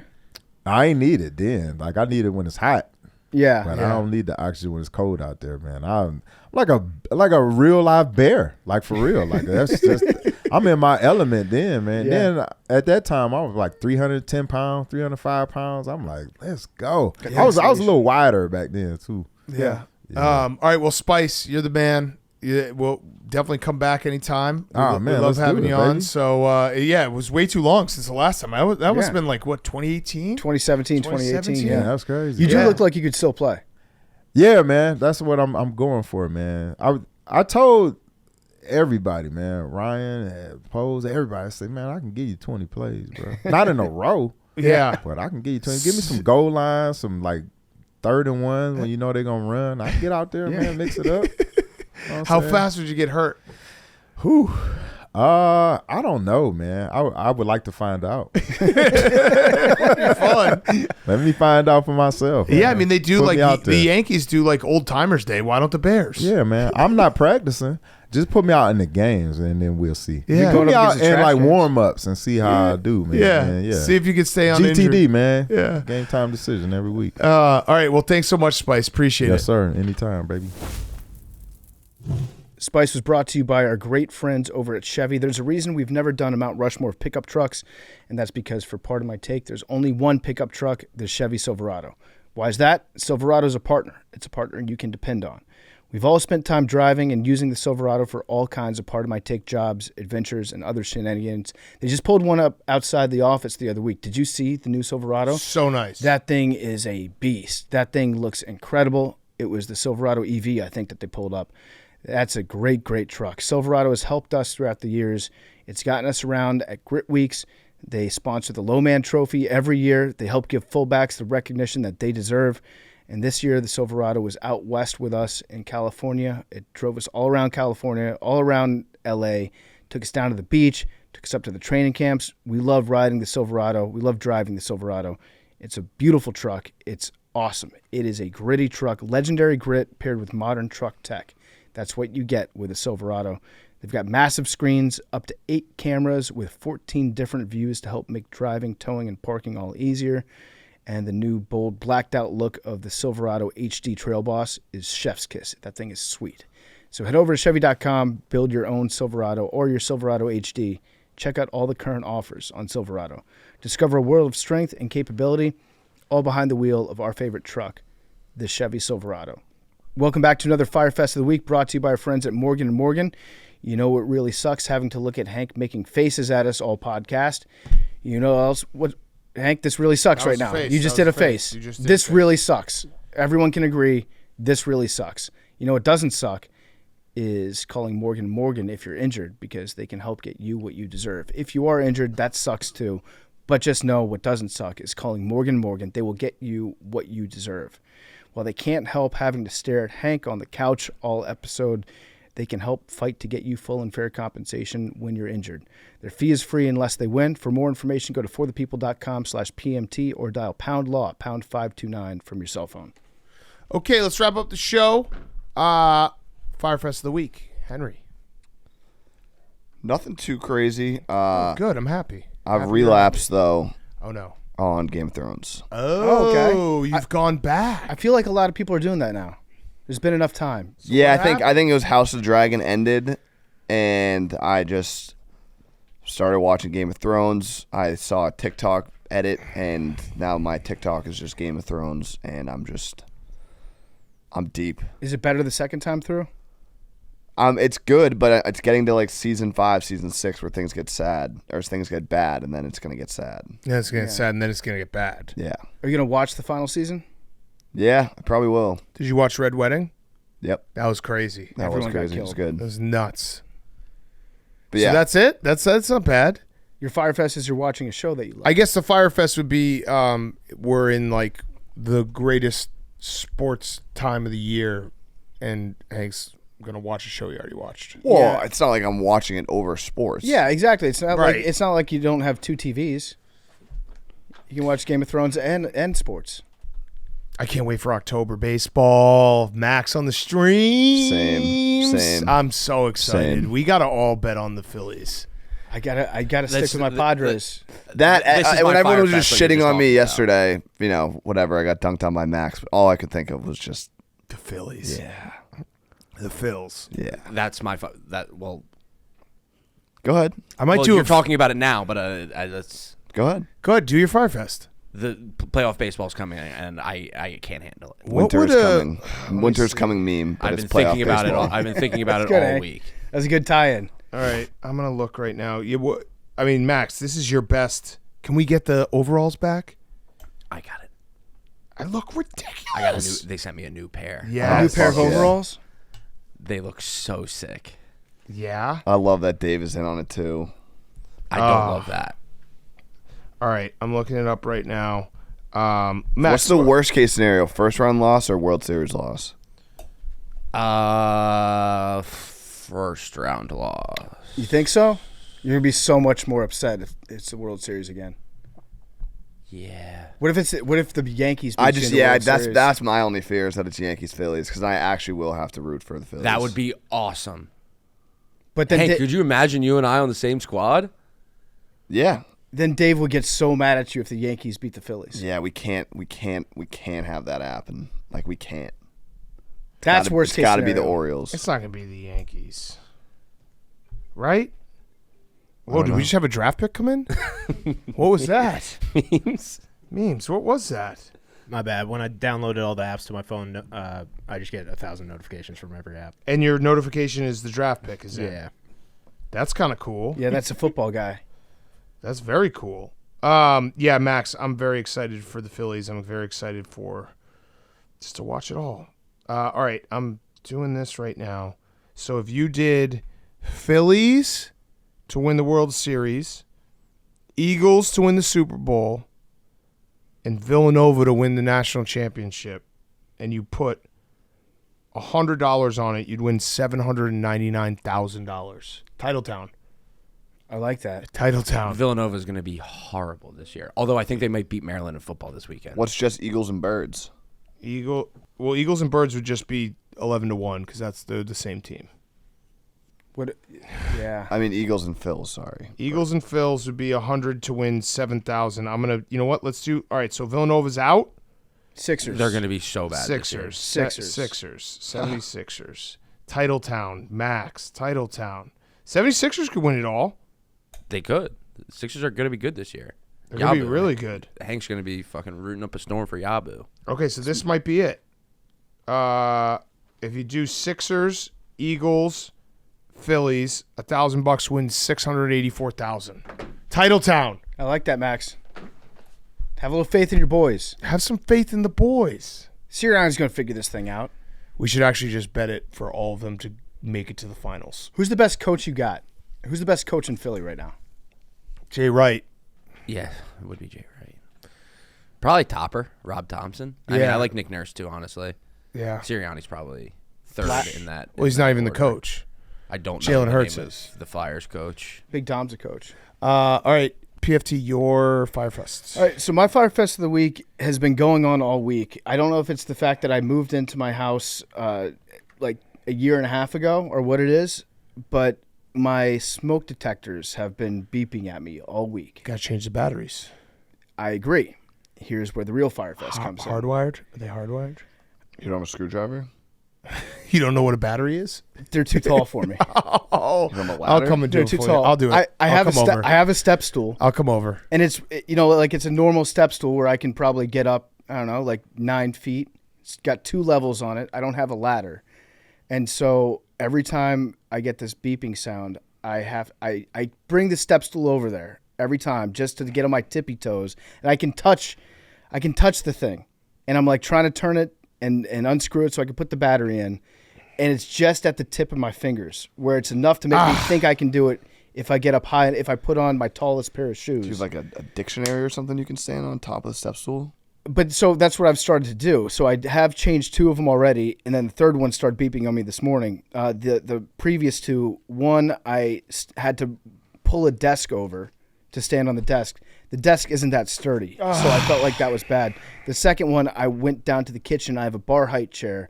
I brought the kitchen chair up because it's a little bit taller, and I was able to do the second one. But again, I almost fell over on that one. And then today, the last one started beeping, and I don't feel confident in my game on either the desk or the step stool.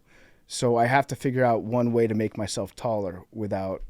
I think what also you need to eating. do is find like Danny Lance. He's tall. Someone who's in the office, won't be like, oh, I had this person come over. I need to invite a man over to my house. A man who won't tell anybody correct, that he came over. Correct. Are there any services like that online? If I just Google, tall men. Yeah, tall men to come over to my house must be very discreet.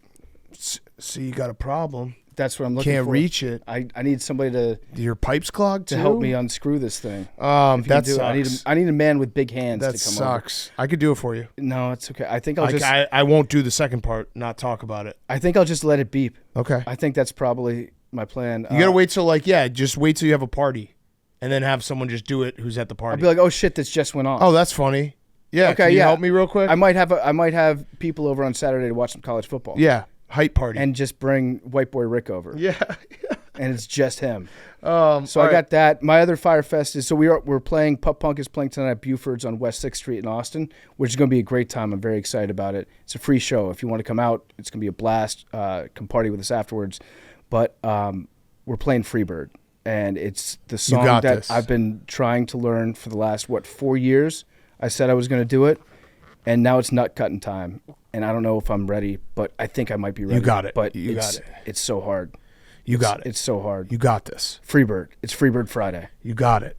That'll be awesome. Freebird's making a comeback. Yeah, it is. I saw the recorder guy. The guy playing on the recorder. There was a Yeah. girl playing on the bagpipes last week. Fucking love it. Freebird, maybe it never went away. It was inside of us. No, all I along. always play Freebird. All right, my Fyre Fest. I need, similar to Max's sleeping thing, I need AWL's help. So we've been talking about getting healthy for our 40th birthday. We are. I am. I've been lifting like 3-4 times a week, but I don't have enough time in the day, so I've been trying to wake up early. I have started by setting a mental alarm clock. I think at you 6. already wake up early. Well, yeah, I do, but this is like earlier than early. So my real alarm clock is set every morning for 6:50.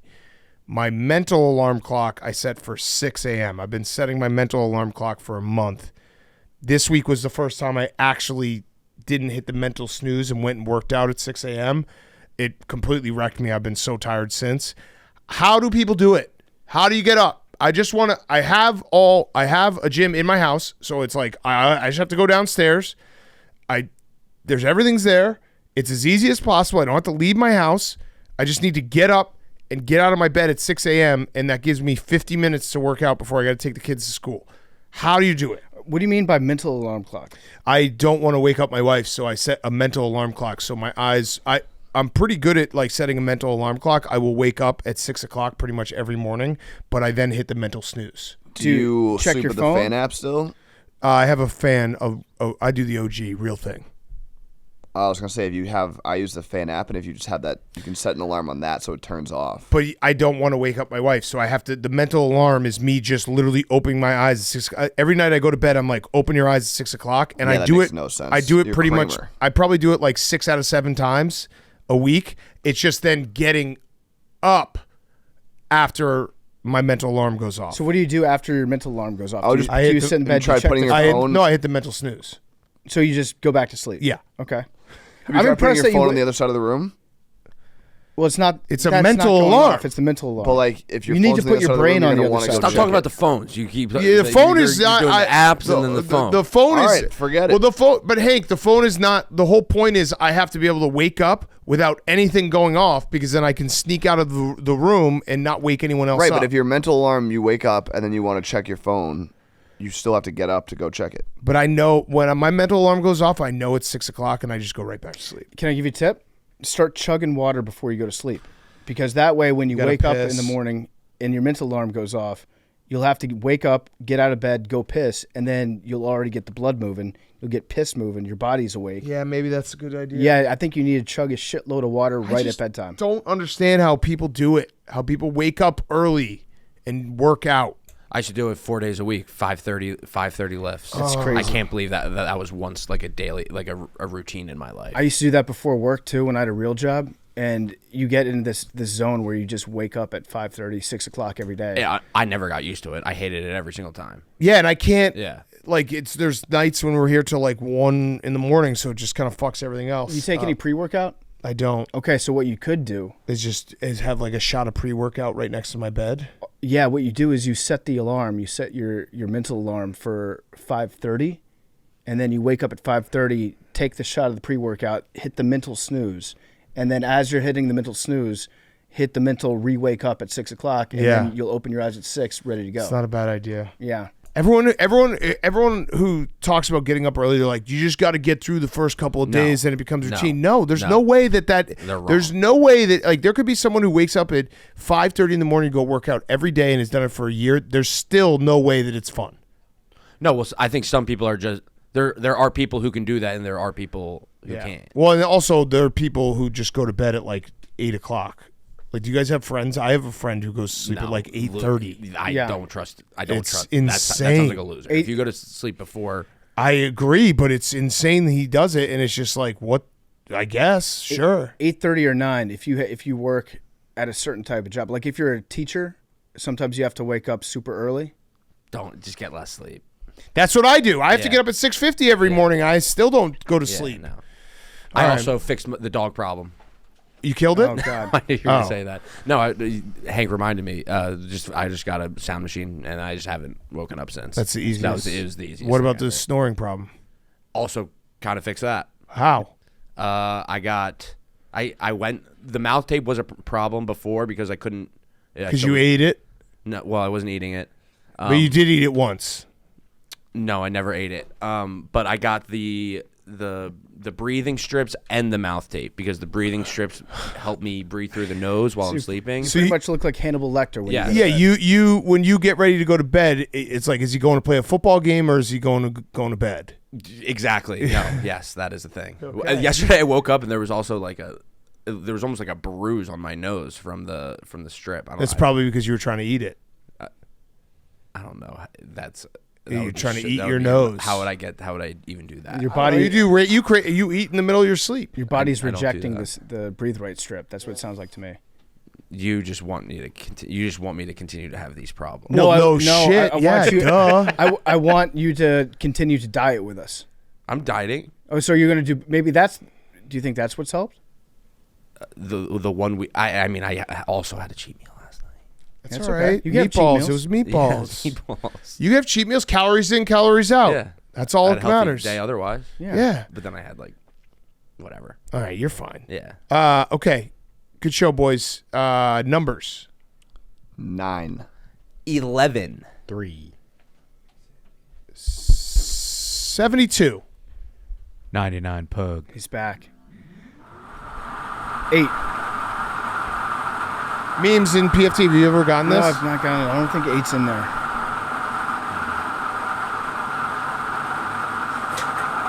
93.